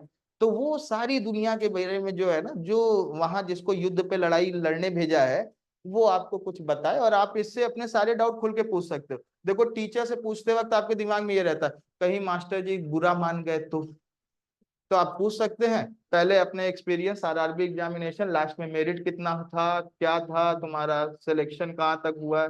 आरबीआई असिस्टेंट का मेंस दिया हुआ है, इसके बारे में बताता हूँ। कम से कम इसने 4 या 5 मेंस दिए हैं जो मैंने देखे। कितने दिए, आरबीआई का मेंस दिया है, आरबीआई सेक्शन नहीं है तो एसबीआई का दिया था, मेंस दिया ही नहीं। एक आरबीआई का 7 मार्क्स से रहा, आरबी आईबीपीएस का 4 से। हाँ तब अपनी सारी स्टोरी बता, मतलब अभी तक मेंस तक पहुंचा नहीं, 2 ही 2 नंबर से जा रहा है। कोई नहीं, प्रीलिम्स के लिए तुम्हें ये प्रॉपरली गाइड करेगा। कितनी मेरिट थी लास्ट ईयर आरआरबी? 71.25 थी मिनट, और पीओ की मुझे लगता है 65 कुछ तो थी। 65-64 marks in the PO examination और 71.5 in the assistant examination. Question क्या क्या थे? क्वेश्चन पेपर पैटर्न तो फिक्स ही रहता है, मतलब असिस्टेंट का 15 मार्क्स के सिंप्लीफिकेशन थे, और 10 मार्क्स के अरिथमेटिक, सभी क्वेश्चन वन लाइनर वगैरह थे, और उसके बाद क्वाड्रेटिक इक्वेशन भी 5 मार्क्स के आए थे, और 2 डी आए थे बस वही। 2 डीआई, 10 नंबर की डीआई। 10 मार्क्स रीजनिंग में पजल कितने मार्क्स का था? पजल 20 मार्क्स के तो पजल ही थे पूरे, आउट ऑफ 40 20 मार्क्स पजल, और एक 5 मार्क का कोडिंग डिकोडिंग था, और सिलॉक से कुछ क्वेश्चन थे, 5 क्वेश्चन थे, इनइक्वालिटी इनइक्वालिटी तीन तीन क्वेश्चन थे, डायरेक्शन डिस्टेंस की कोई पजल, नहीं, डायरेक्शन डिस्टेंस नहीं आया था। हाँ एनालिटिकल रीजनिंग से कुछ, मिसलिनियस क्वेश्चन 2 तो नहीं आए थे बस। Miscellaneous. Overall paper level, easy था, मतलब पेपर मेरा इजी attempt होता तो पूरा हो गया था। है, अटेम्प्ट पूरा हो गया तो ओवरऑल पेपर लेवल। 22 मिनट में आप पूरा रीजनिंग सॉल्व कर सकते हैं, उसके बाद का टाइम कौन को दे सकते हैं। 20-22 मिनट में रीजनिंग हो जाएगी भाई, थोड़ा जोश भरो अपने अंदर। उसके बाद 22 मिनट ही बचते हैं, क्योंकि 45 मिनट का ही पेपर है, ठीक है। पूर्ण करना पड़ेगा, मतलब आरआरबी असिस्टेंट और आरआरबी पीओ के पेपर के बीच में डिफरेंस क्या होता है लेवल में? लेवल में असिस्टेंट का पेपर तो सभी असिस्टेंट के पेपर इजी रहते हैं, और पीओ में एक लेवल अप ही रहता है, मतलब उसमें डीए भी मतलब थोड़े हार्ड आते हैं, और अरिथमेटिक के क्वेश्चन भी वेरिएबल बेस्ड क्वेश्चन आते हैं। असिस्टेंट में कैसे, मतलब ज्यादा वेरिएबल वगैरह नहीं रहते, कैलकुलेटिव क्वेश्चन रहते हैं, और पीओ में मतलब वेरिएबल आता है, 2 वेरिएबल वगैरह वैसे क्वेश्चन आते हैं। रीजनिंग की पजल थोड़ी टफ हो जाती होगी पीओ, मतलब सर्कुलर अरेंजमेंट आया तो इनवर्ड आउटवर्ड दोनों आते हैं। अच्छा, तो मतलब पढ़ना सब कुछ है ना। Thank you so much for your valuable feedback, है कि नहीं है? हाँ टायमिंग काय आहे, आता तुम्ही क्वेश्चन विचारा, कमेंट करा तुमच्या काय। हा, आता आयबीपीएस आरआरबी मध्ये तर टाइम किती, टोटल टाइम आपल्याला असतो 45, त्याच्यामध्ये आपण पहिले 20 मिनिट त्याच्यामध्ये रेस्टिंग घेऊ शकतो किंवा कॉन, नंतरचे 20 मिनिट आपण कॉन दोन्ही पैकी एक द्यायचं, आणि शेवटचे जे 5 मिनिट आहेत पूर्ण जे आपले क्वेश्चन राहिले आपण वापस त्याच्याकडे येऊ शकतो. हा फक्त आरआरबी, बाकीच्या आयबीपीएस मध्ये तर मग आयबीपीएस क्लर्क आणि एसबीआय मध्ये टायमिंग असतो. इसको पास में लगा लो, हाँ आवाज क्लियर, माइक लगा लो, नहीं तो आवाज ऑनलाइन वालों के लिए थोड़ी। हाँ नाही पझल पहिले जायचंच नाही कधी. आता असिस्टंटचे पझल कसे थोडे इझी असतात ते लवकर सॉल्व्ह जातात, पण पीओ चे पझल फर्स्ट गो मध्ये तर कधीच नाही व्हायचं. आता ह्याच्यामध्ये जर का क्लरिकल पेपर असेल ना, तर आपले पहिलं आता क्वांट मध्ये सिम्प्लिफिकेशन, परत क्वाड्रेटिक इक्वेशन, आणि त्याच्यानंतर अजून आपले जे सिम्प्लिफिकेशनचे क्वेश्चन असतात ना, त्याचे 15 ते 20 क्वेश्चन येतात. पहिले ते आपण स्टार्ट केले तर आपला टाइम पण कमी लागतो आणि ते दिसतं पण ना की म्हणजे आपले क्वेश्चन जास्त सॉल्व्ह झाले. त्याच्यानंतर आपण आरामशीर अरिथमॅटिकचे वगैरे सॉल्व्ह करू शकतो. आणि ह्याच्यामध्ये पझल वगैरे तर शेवटी घ्यायचं. त्याच्यानंतर आपल्याला कोडिंग डिकोडिंग झालं, ब्लड रिलेशन झालं, आणि त्याच्यानंतर अजून इनइक्वालिटी, सिलॉग वगैरे हे सगळे पहिले स्टार्टला सॉल्व्ह करून घ्यायचे. म्हणजे जेवढ्या टाइम मध्ये कमी टाइम मध्ये आपले जास्त क्वेश्चन सॉल्व्ह झाले ना, तेवढंच आपल्याला पण चांगलं वाटतं ना की हा जास्त झाले. त्याच्यानंतर मग शेवटी पझलला वगैरे. आणि नंबर सिरीज मध्ये क्वांट मध्ये पहिलं मिसिंग नंबर सिरीज आलं तर घ्यायचं, पण ऑड नंबर सिरीज असेल ना, रॉंग नंबर सिरीज वगैरे, ते मात्र शेवटी ठेवायचं. त्याच्यामध्ये टाइम डीए आता ह्याच्यामध्ये 2 डीए पैकी एक डीए एकदम कॅल्क्युलेटिव्ह इझी होऊन जातं आणि एक डीए थोडंफार लेंथी. मग ते डीए होतं पहिलं ते डीए सॉल्व्ह केलं तर चालतंय. त्याच्यानंतर मग शेवटचं डीए. अजून काय डाउट? ऑनलाइन ऑनलाइन कुछ डाउट है? सर वॉइस अटक रहा है, ये डाउट है? अरे ऑनलाइन काश डाउट टाइप करा तुम्ही लवकर, नहीं तो भेज दूंगा ये अजूबा जो दूसरी दुनिया से लाया हूं, है कि नहीं? जानते हो तुमसे डाउट लोग पूछने में क्यों डर रहे हैं? तुम इतनी तेज तेज बोल रहे हो, ये बेचारे आते तो ये मैडम आगे से कान लगाइए, कोई शब्द दाएं बाएं ना हो जाए। अरे कोई नहीं, अरे कोई नहीं, सिलेक्शन होने के बाद वापस बराबर होगा। अरे फिर भी ये बहुत अच्छा है। मैं तो पहला लेक्चर लेने गया था, मुझे ध्यान है, मैं लेक्चर लेने भी नहीं गया था, मैं तो केवल वहां पे गया था। मेरा जो पहला लेक्चर था, मैं महिंद्रा में तैयारी करता था 2012 में। मैं कुछ क्वेश्चन आए हैं, वही सम डाउट। सेम डाउट था कि कौन से क्वेश्चन पहले सॉल्व करें। नाउ क्लियर, ओके ठीक है, थैंक यू सो मच। तो मैं तैयारी करता था, मुझे ध्यान है, और मैं गवर्नमेंट नौकरी करना नहीं चाहता था। मैं तो चला आया था इसे ही, कुछ नहीं, आईटी की जॉब छोड़ के फ्रस्ट्रेट होके। तो 6 महीने तैयारी किया। अब इंजीनियर थे तो खर्चे ज्यादा, और रोज रोज मम्मी से पेट्रोल के पैसे मांगना अच्छे नहीं लगते थे, पापा से मांग नहीं सकते, लड़कों को पता उनकी प्रॉब्लम। तो ये हुआ, दोस्तों ने ग्रुप में कहा भाई तू पढ़ाने लग, तेरा मैथ्स अच्छा है। मैंने कहा सही बताओ, कहे हाँ। मैं जस्ट सामने कैरियर लॉन्चर था और मैं पहुंच गया उनके यहाँ पे, और मुझे पता भी नहीं था। मैं आराम से जीन्स पहना, तो मेरी उम्र कुछ इसकी होगी। अगर तुम कभी मेरी फेसबुक प्रोफाइल 2012-13 की फोटो देखोगे ना, एक सिंगल हड्डी, हार्डली वजन 58-60 किलो, इससे ज्यादा नहीं। शुरू में जब मैं पढ़ा रहा था तब यही थी।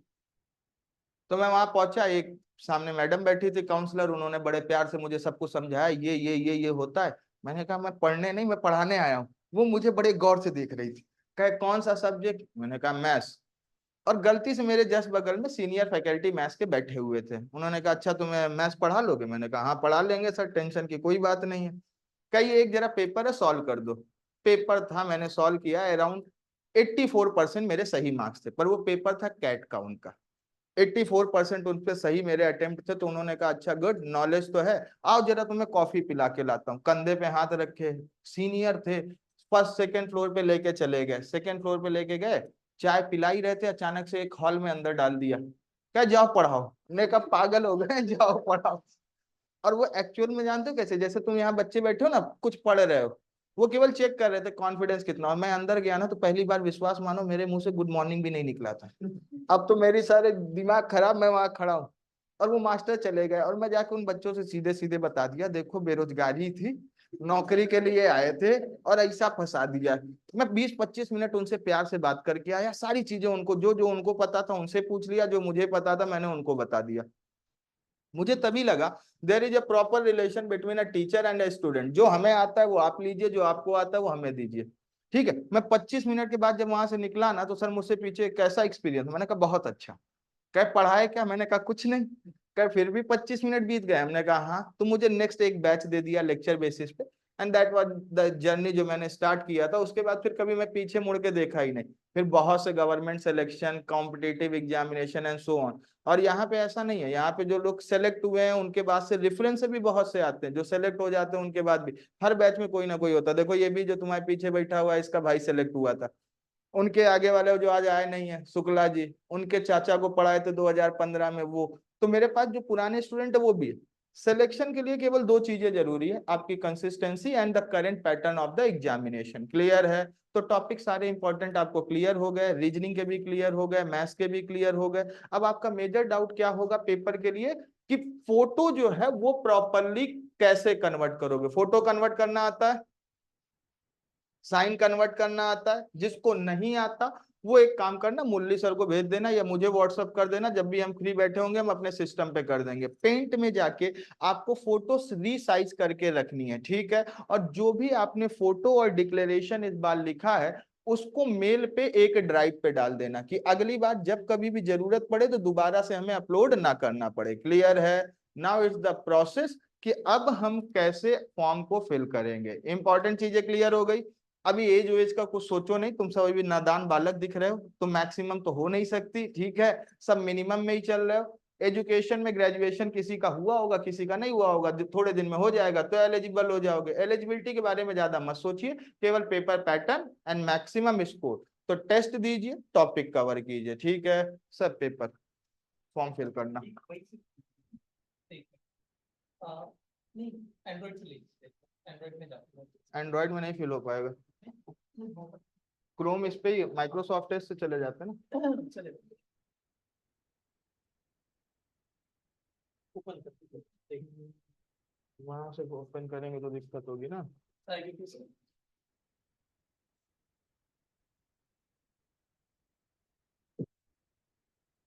देखिए आईबीपीएस की वेबसाइट पे जाओगे, मैं इसीलिए इसको नॉर्मल सारी चीजें तुम्हें बता रहा हूँ क्या क्या चीजें होती हैं आपके पास, ठीक है?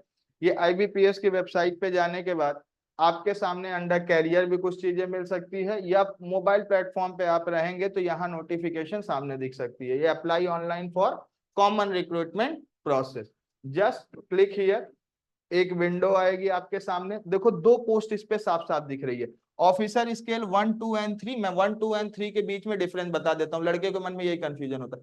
Officer scale 1 is for fresher, scale 2 and scale 3 यदि आप किसी बैंक में पहले कभी काम किए हैं, like in any private organisation, या जिसको आरआरबी मान्यता देती है कि ये सेल्स ऑफिस के लिए भी ये एलिजिबिलिटी हो गई, उसमें लिखा होता है वर्किंग ऐसा 3 year experience in this bank, axis में आपने काम किया है, कहीं पे किया है। एग्रीकल्चर वालों के लिए जैसे इसी स्पेशलिस्ट पोस्ट में क्या होता है, आप किसी एनिमल हस्बेंड्री वाले फॉर्म में काम करके रखे तो 2 एंड 3, तो आपको 2 एंड 3 में नहीं जाना, आपको केवल किसके लिए जाना, ऑफिसर स्केल 1, और सब कुछ इसी में होगा। वंस यू क्लिक इट, अब इसकी पूरी टैब अलग हो जाएगी, इसमें आपके पास फर्दर सारी चीजें इसी के अंदर होने वाली है, एप्लीकेशन ऑनलाइन, सारी चीजें जो जो चीजें लेके रखना है, ठीक है? तो फर्स्ट थिंग आपके पास क्या है, रजिस्ट्रेशन नंबर है? नहीं है ना, तो सबसे पहले क्या करेंगे, step number 1, click here for new registration. किसी एक का कर देते हैं, अपना ही कर देता हूं, पैसा नहीं दूंगा, टेंशन मत लो, ठीक है? तो फर्स्ट नेम,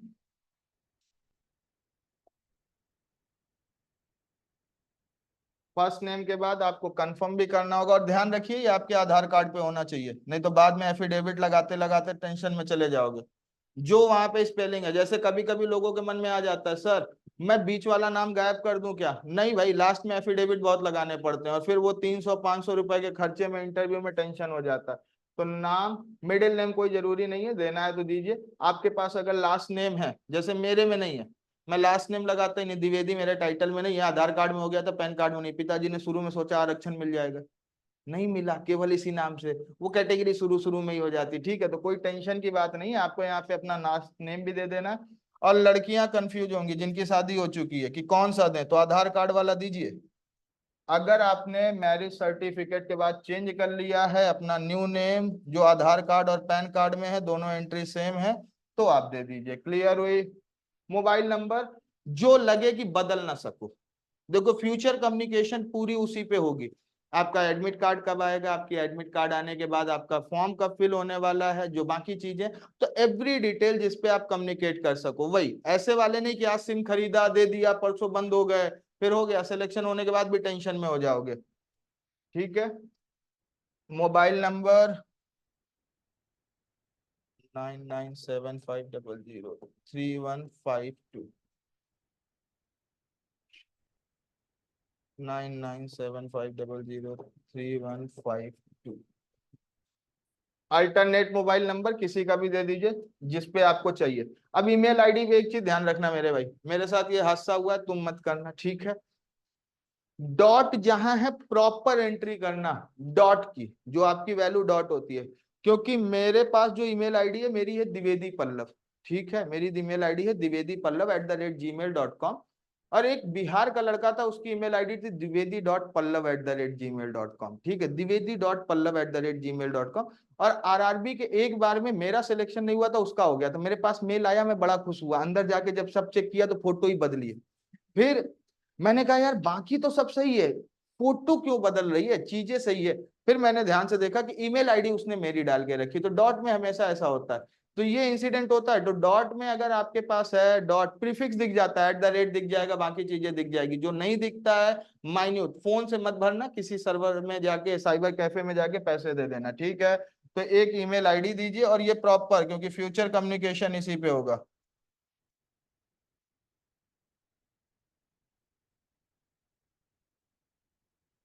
साथ साथ एक आध भर भी रहे हैं क्या? कहाँ गया सर @ हाँ मिल गया बेचारा। Already sir. है क्या? अच्छा ऑलरेडी डोमेन दिया है भाई, इस पे मत डालना डोमेन दिया है, ध्यान से देखना, नीचे वाले में पूरा लिखना पड़ेगा @gmail.com, और यहाँ पे आप क्या करेंगे, पूरी तरीके से जो आपने ईमेल आईडी ऊपर लिखी है सेम पूरा द्विवेदी।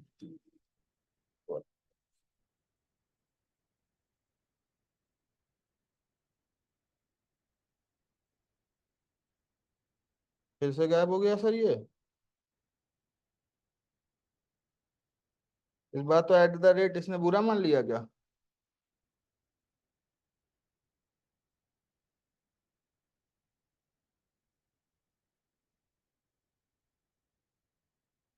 एक काम करते हैं, आपका जितने भी स्टूडेंट का फॉर्म है ना, अगर आपको पॉसिबल है तो इंस्टीट्यूट में भी फिल कर सकते हैं हम लोग, हमारे पास सिस्टम है, लैपटॉप वगैरह है, और साथ में फॉर्म फिल कर सकते हैं। जिन लोगों को ऑनलाइन में फॉर्म फिल करना है इस साइट के हाँ हो ऊपर गया जाके सर, तो आप लोग कर सकते हैं, ठीक है, आसानी से। एक मिनट। फोटो की साइज, सिग्नेचर की साइज वो प्रॉपर देख लीजिएगा, ठीक है? द्विवेदी पल्लव @ मतलब एक फॉर्म आपके सामने दिखाई देता है, सही है, तो किसी स्टूडेंट के पास अगर डॉक्यूमेंट्स रेडी होंगे तो यहाँ पर भी फिल कर सकते हैं। अगर आपके पास है तो आप अभी भी कर सकते हैं मेरे साथ, ठीक है। लास्ट में ये ध्यान रखिएगा, और ये मत सोचिएगा कुछ लोगों की जिनका सर्वर इशू होगा, नेट कम होगा, तो केवल ये वाली जो डिटेल है ना आपको शो नहीं कर रही होगी, तो शो नहीं कर रही होगी तो दोबारा दोबारा मत जाना, केवल यहीं पे क्लिक करना, ठीक है। अगर आपके में नेट इशू होता है कभी तो ZDCMW क्लियर, और इसके बाद सेव एंड नेक्स्ट, वन और मोर एरर, ये आए तो कभी टेंशन नहीं लेना। ये लेने के बाद क्या करना है, आपको ऊपर देखना है कि रेड कहाँ पे दिखा रहा है, जहां पे आपकी एरर होगी उसी जगह पे ये रेड हो जाएगा। First name and confirm first name should be same, और ये एरर किस बात की पता है, एक कैपिटल की और एक, तो बस इतना ध्यान रखिएगा कि आपके दिमाग में ऐसी चीजें नहीं होनी चाहिए। पहला इसने एरर ये दिया, दूसरा कहीं और रेड दिखा रहा है, नहीं दिखा रहा है, खत्म, सेव एंड नेक्स्ट। इसके बाद कोई चेंज और एडिट अभी के लिए अलाउ नहीं करेगा, क्लियर हुआ ये। और मेरे फोन पे अब तक एक मैसेज आ चुका होगा, जो मैसेज आया फर्दर नेक्स्ट लोडिंग मैं किससे करूंगा, उसी पर्टिकुलर फॉर्म से, क्लियर हो गई बातें।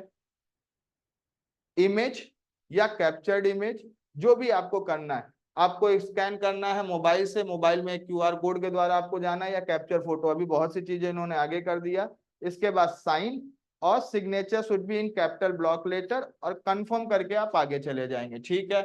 देन द थर्ड पोर्शन, इसके बाद डिटेल्स पूछेगा। डिटेल्स में दो चीजें ध्यान रखिएगा, सब शुरू के 14 कॉलम जो होंगे उसमें वो आपको स्पेशल कैटेगरी में ले जाने की कोशिश करता है। आपको अगर कास्ट सर्टिफिकेट में ओबीसी का आपके पास सेंट्रल का सर्टिफिकेट है, देन स्टेट का है तो नहीं, जैसे एनटी का एक होता है जहां पे आपके पास स्टेट में वैलिड है, सेंट्रल पे नहीं है, तो अगर आपका सेंट्रल का कास्ट सर्टिफिकेट नहीं है तो मत अप्लाई कीजिएगा।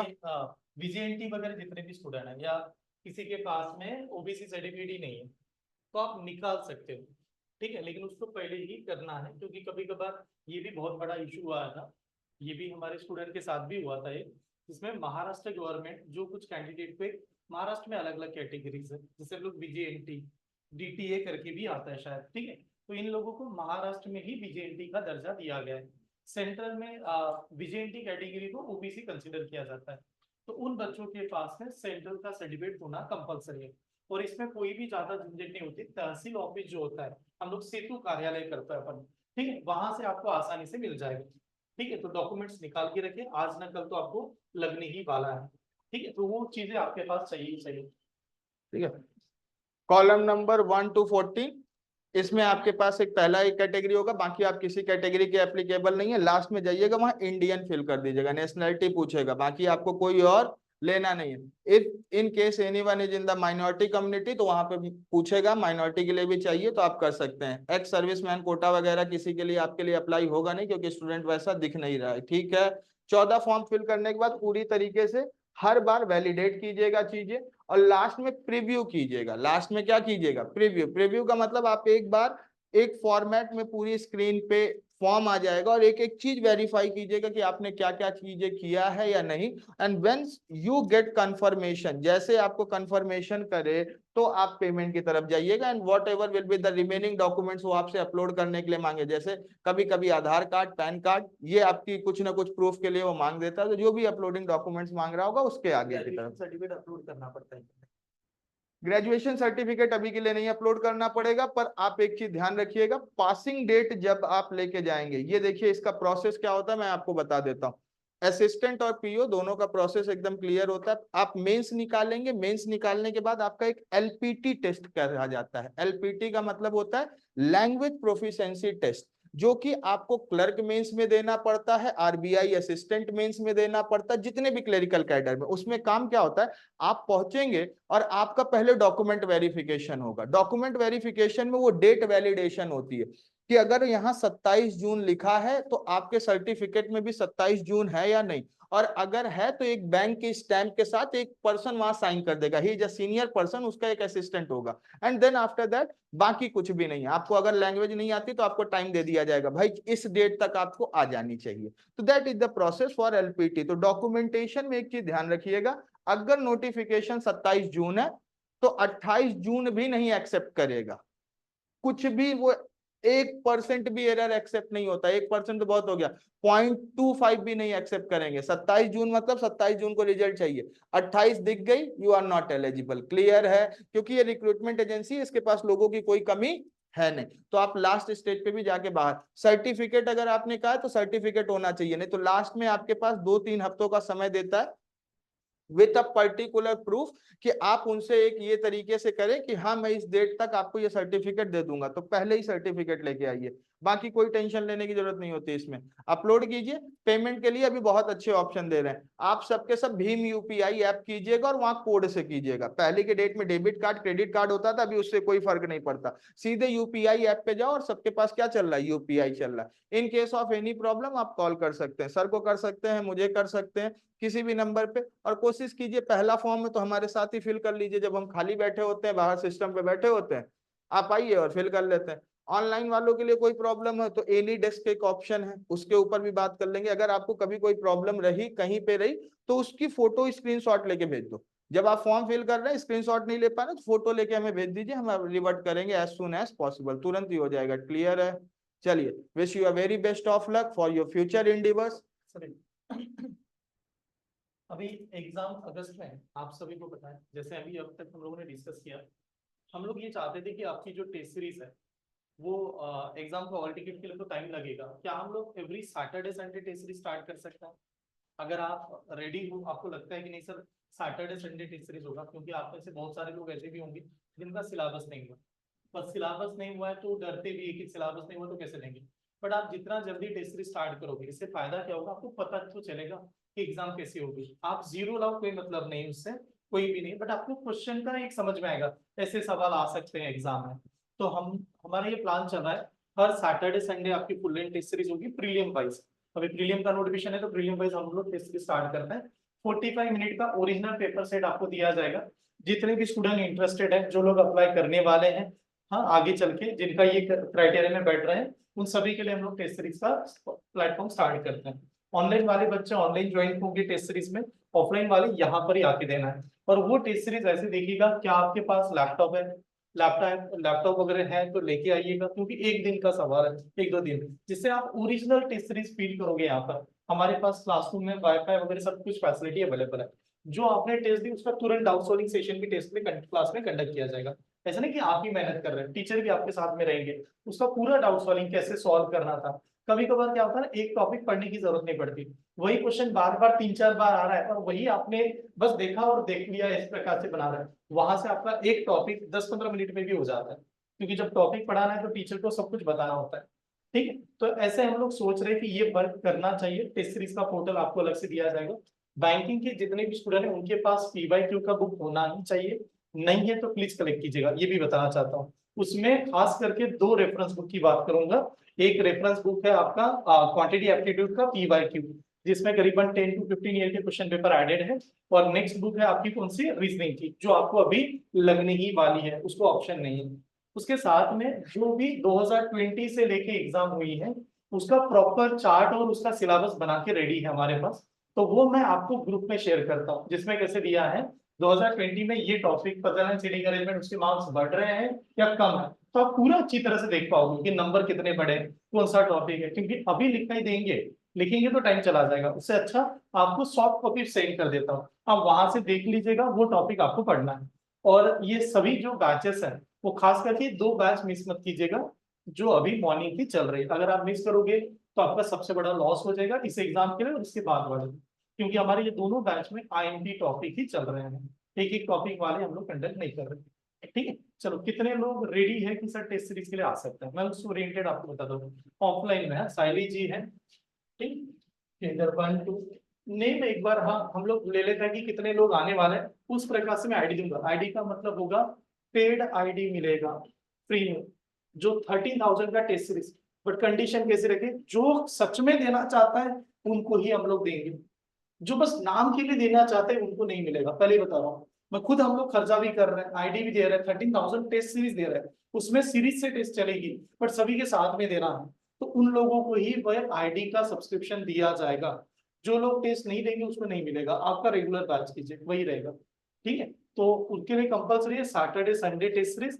आप जितने भी लोग हैं, जितने भी लोग ऑनलाइन में बता रहे हैं, प्लीज यार आप मुझे व्हाट्सएप पे अपना नेम के साथ में एंटर मैसेज कर दीजिएगा, मैं वहां पर आपका ऐड कर लूंगा। और जो क्लासरूम में स्टूडेंट है, आपको जाने के बाद में अपना नेम एंटर देना है वहां पर, जिससे हम लोग आईडी जनरेट कर पाए आपके नेम के ऊपर। आईडी कैसे जनरेट होगी, आपका मोबाइल ऐप में आपका ये आएगा सब्सक्रिप्शन, वो बैकएंड में आपको ऐड किया जाएगा, उसमें RRB का टेस्ट सीरीज होगा, RRB IBPS सभी का। कंडीशन है RRB की टेस्ट सीरीज आप घर पे नहीं दे सकते, जब आपको देना है क्लास में ही देना है, उसके पहले नहीं दे सकते। उसके पहले अगर किसी स्टूडेंट ने दे दिया, जैसे कल टेस्ट होने वाली है RRB प्रीलियम 1 और आपने घर पे दे दिया, तो हमारी आईडी भी बेकार हो जाएगी, वो टेस्ट दोबारा रीअटेम्प्ट नहीं कर सकते, क्योंकि रीअटेम्प्ट का ऑप्शन ही नहीं है, 1 टाइम टेस्ट है। और किसी ने जस्ट टाइम पास के लिए दिया तो भी लॉस है। तो मैं चाहता हूँ टेक्स्ट को मैं ब्लॉक भी कर सकता हूँ, नहीं तो सीधा आपको आईडी दिया, आप सभी के साथ क्लास में है, आपने टेस्ट दिया, ऑनलाइन वाले बच्चे ज्वाइन थे वो वहां से टेस्ट दिए, रिजल्ट आपके सामने डिस्प्ले होगा। ये ऐसी टेस्ट होगी जिसका हर रिजल्ट स्क्रीन के ऊपर डिस्प्ले होगा, हर एक रिजल्ट कह रहा हूं मैं, हर रिजल्ट ना। इसके पहले जितने भी टेस्ट हम लोग क्लास में कंडक्ट करते हैं जिसमें आपको पूछा जाता है कितने मार्क्स है, आप जानते हो, मैंने कभी डिस्प्ले नहीं किया है किसी का रिजल्ट, लेकिन इस टेस्ट का रिजल्ट डिस्प्ले करना जरूरी है, जिससे पता चले, अप्रोच पता चले। आज नहीं तो कल इसके ऊपर बहुत अच्छी तरह से रिजल्ट आएगा। ठीक है, करेंगे आप। तो लास्ट सब मोबाइल में अवेलेबल हो जाएगा हाँ, ना? मोबाइल लैपटॉप जितने भी स्टूडेंट के पास है, मोबाइल लैपटॉप हर जगह पर ये टेस्ट सीरीज का यूज कर सकते हैं। तो लास्ट जाते समय एक छोटी सी स्टोरी बता के जा रहा हूँ मैं आपको, आज यहाँ पर हम लोग रुकते हैं। ठीक है, स्टोरी ऐसी है, बुक बंद कर दीजिएगा, आपने बहुत सारा कुछ लिखा होगा, तो यहाँ पर आप लोग रुक रहे हैं। लास्ट एक किस्सा बता रहा हूँ मैं। एक बार एक मूर्तिकार, जिसका मेन काम था कि पत्थरों से स्टैचू बनाने का, वो कहीं ना कहीं बड़े बड़े पत्थर ढूंढ रहा है, और जिसका एम है कि भगवान की खूबसूरत मूर्ति बनाए जाए। ठीक है, बहुत अच्छी प्यारी सी मूर्ति उसको बनानी है, और मूर्तिकार है कि स्टैचू से मूर्ति उसको बनाना है। तो जाता है और उसके सामने 2 बड़े बड़े पत्थर, मतलब वहां पर वो बैठे हुए हैं, और पत्थर आपस में, जो स्टोन है वो आपस में बात कर रहे हैं कि यार ये आदमी जो आया है इसका पर्पस क्या है। तो दूसरा पत्थर वाला उसको कहता है ये मूर्तिकार है, ये हम में से किसी पत्थर को उठाएगा और उसको अच्छी तरह से छन्नी लेगा, हथौड़ा लेगा, और उसको मार मार के अच्छी खूबसूरत भगवान की मूर्ति बनाएगा। तो दूसरा वाला कह रहा है जब वो छन्नी मारेगा, हथौड़ी मारेगा, तो क्या हमें दर्द होगा? तो कह रहा हाँ बेशक दर्द होगा, क्योंकि छन्नी अगर पत्थरों के मारी जाती है तो दर्द तो होने वाला है। तो दूसरा जो पत्थर है वो घबराने लग जाता है। वो कहता है कि अगर ये मेरे पास आया और इसने मुझे छन्नी मारी तो मुझे काफी हद तक दर्द होगा, तो मैं तो इसके पास जाऊंगा ही नहीं। मूर्तिकार आया, उसने देखा 2 पत्थर सामने पड़े हुए थे, उसने जो डर रहा था उसी पत्थर को उठाया और कहने लगा मैं आपको मूर्ति एक भगवान की अच्छी सी मूर्ति बना देता हूँ। वो पत्थर डरने लगा, पत्थर कहने लगा मुझे कुछ भी करो, मुझे भगवान बनना ही नहीं है, मैं अपना जैसा हूं वैसा ही रहूंगा, मुझे दर्द सहना नहीं है। तो उसने उसको रख दिया, साइड में जो पत्थर था उसको उठाया, उसको छन्नी हथौड़ा लिया, मार रहा, उसको दर्द बहुत हो रहा था, रोज तकलीफ हो रही थी, लेकिन मारते मारते खूबसूरत भगवान की तस्वीर मूर्ति बना दी। और भगवान की मूर्ति बनाने के बाद में मंदिर बना, वहां पर मंदिर में उन्होंने मूर्ति रख दी, ठीक है, स्टैचू रख दिया, लोग आने लगे, लोगों ने देखा इतनी प्यारी मूर्ति, ठीक है, वो जो है स्टैचू, और वो एक मंदिर में रखी गई है। अब लोग आने लगे। लोग क्यों आने लगे? क्योंकि भगवान को हम लोग चाहते हैं, देखते हैं, ठीक है, देखने के लिए। तो लोग प्रसाद वगैरह सब कुछ लेके आने लगे, नारियल साथ में लाए, नारियल वगैरह सब कुछ साथ में ला रहे थे दर्शन करने के लिए जो मूर्ति है। अब उसको घी चढ़ाया जा रहा है, माल डाले जा रहे हैं, पर एक आदमी ने देखा माला वगैरह तो सब कुछ डाल रहे हैं, नारियल फोड़ने के लिए पत्थर नहीं मिल रहा। अब नारियल फोड़ने के लिए पत्थर नहीं मिला, जो उसका दोस्त पड़ा हुआ था पत्थर का, उसको उठाया, उसको रखा, और उसके ऊपर दनादन पत्थर नारियल फोड़े जा रहे हैं। तो सवाल देखिए क्या है, अगर आप पहले अगर दर्द सहना, आपको अगर पहले दर्द सहना है तो बाद में आपकी पूजा की जाएगी, लोग आपको बहुत तारीफ करेंगे। अगर आप पहले दर्द सहना नहीं चाहते तो लोग बाद में नारियल आपके ऊपर ही फोड़ेंगे, ठीक है, लाइफ लॉन्ग नारियल फोड़ते जाना पड़ेगा, क्योंकि वो जो पत्थर वहां पर रखा है वो कभी भगवान बन ही नहीं सकता, बस वो एक ही काम के लिए आएगा, क्या? रोज कोई तो आएगा, नारियल फोड़ के जाएगा। तो डिसाइड आपको करना है, आप पहली बार अगर मेहनत सहने के लिए या दर्द सहने के लिए तैयार हो तो आप अच्छी रिजल्ट बाद में आसानी से लाइफ गुजार सकते हो। लेकिन आप पहली बार यहाँ पर आराम से जाना चाहते हो कि मुझे तकलीफ ना हो, मुझे संडे ना आना पड़े, मुझे सैटरडे ना करना पड़े, 5 दिन आना पड़े, वो भी नाम के लिए, तो लाइफ लॉन्ग आपको सहना पड़ेगा। ये कहानी है, ठीक है। तो यहाँ पर रुकते हैं और मिलते हैं नेक्स्ट सेशन में कल में, ठीक है। Thank you.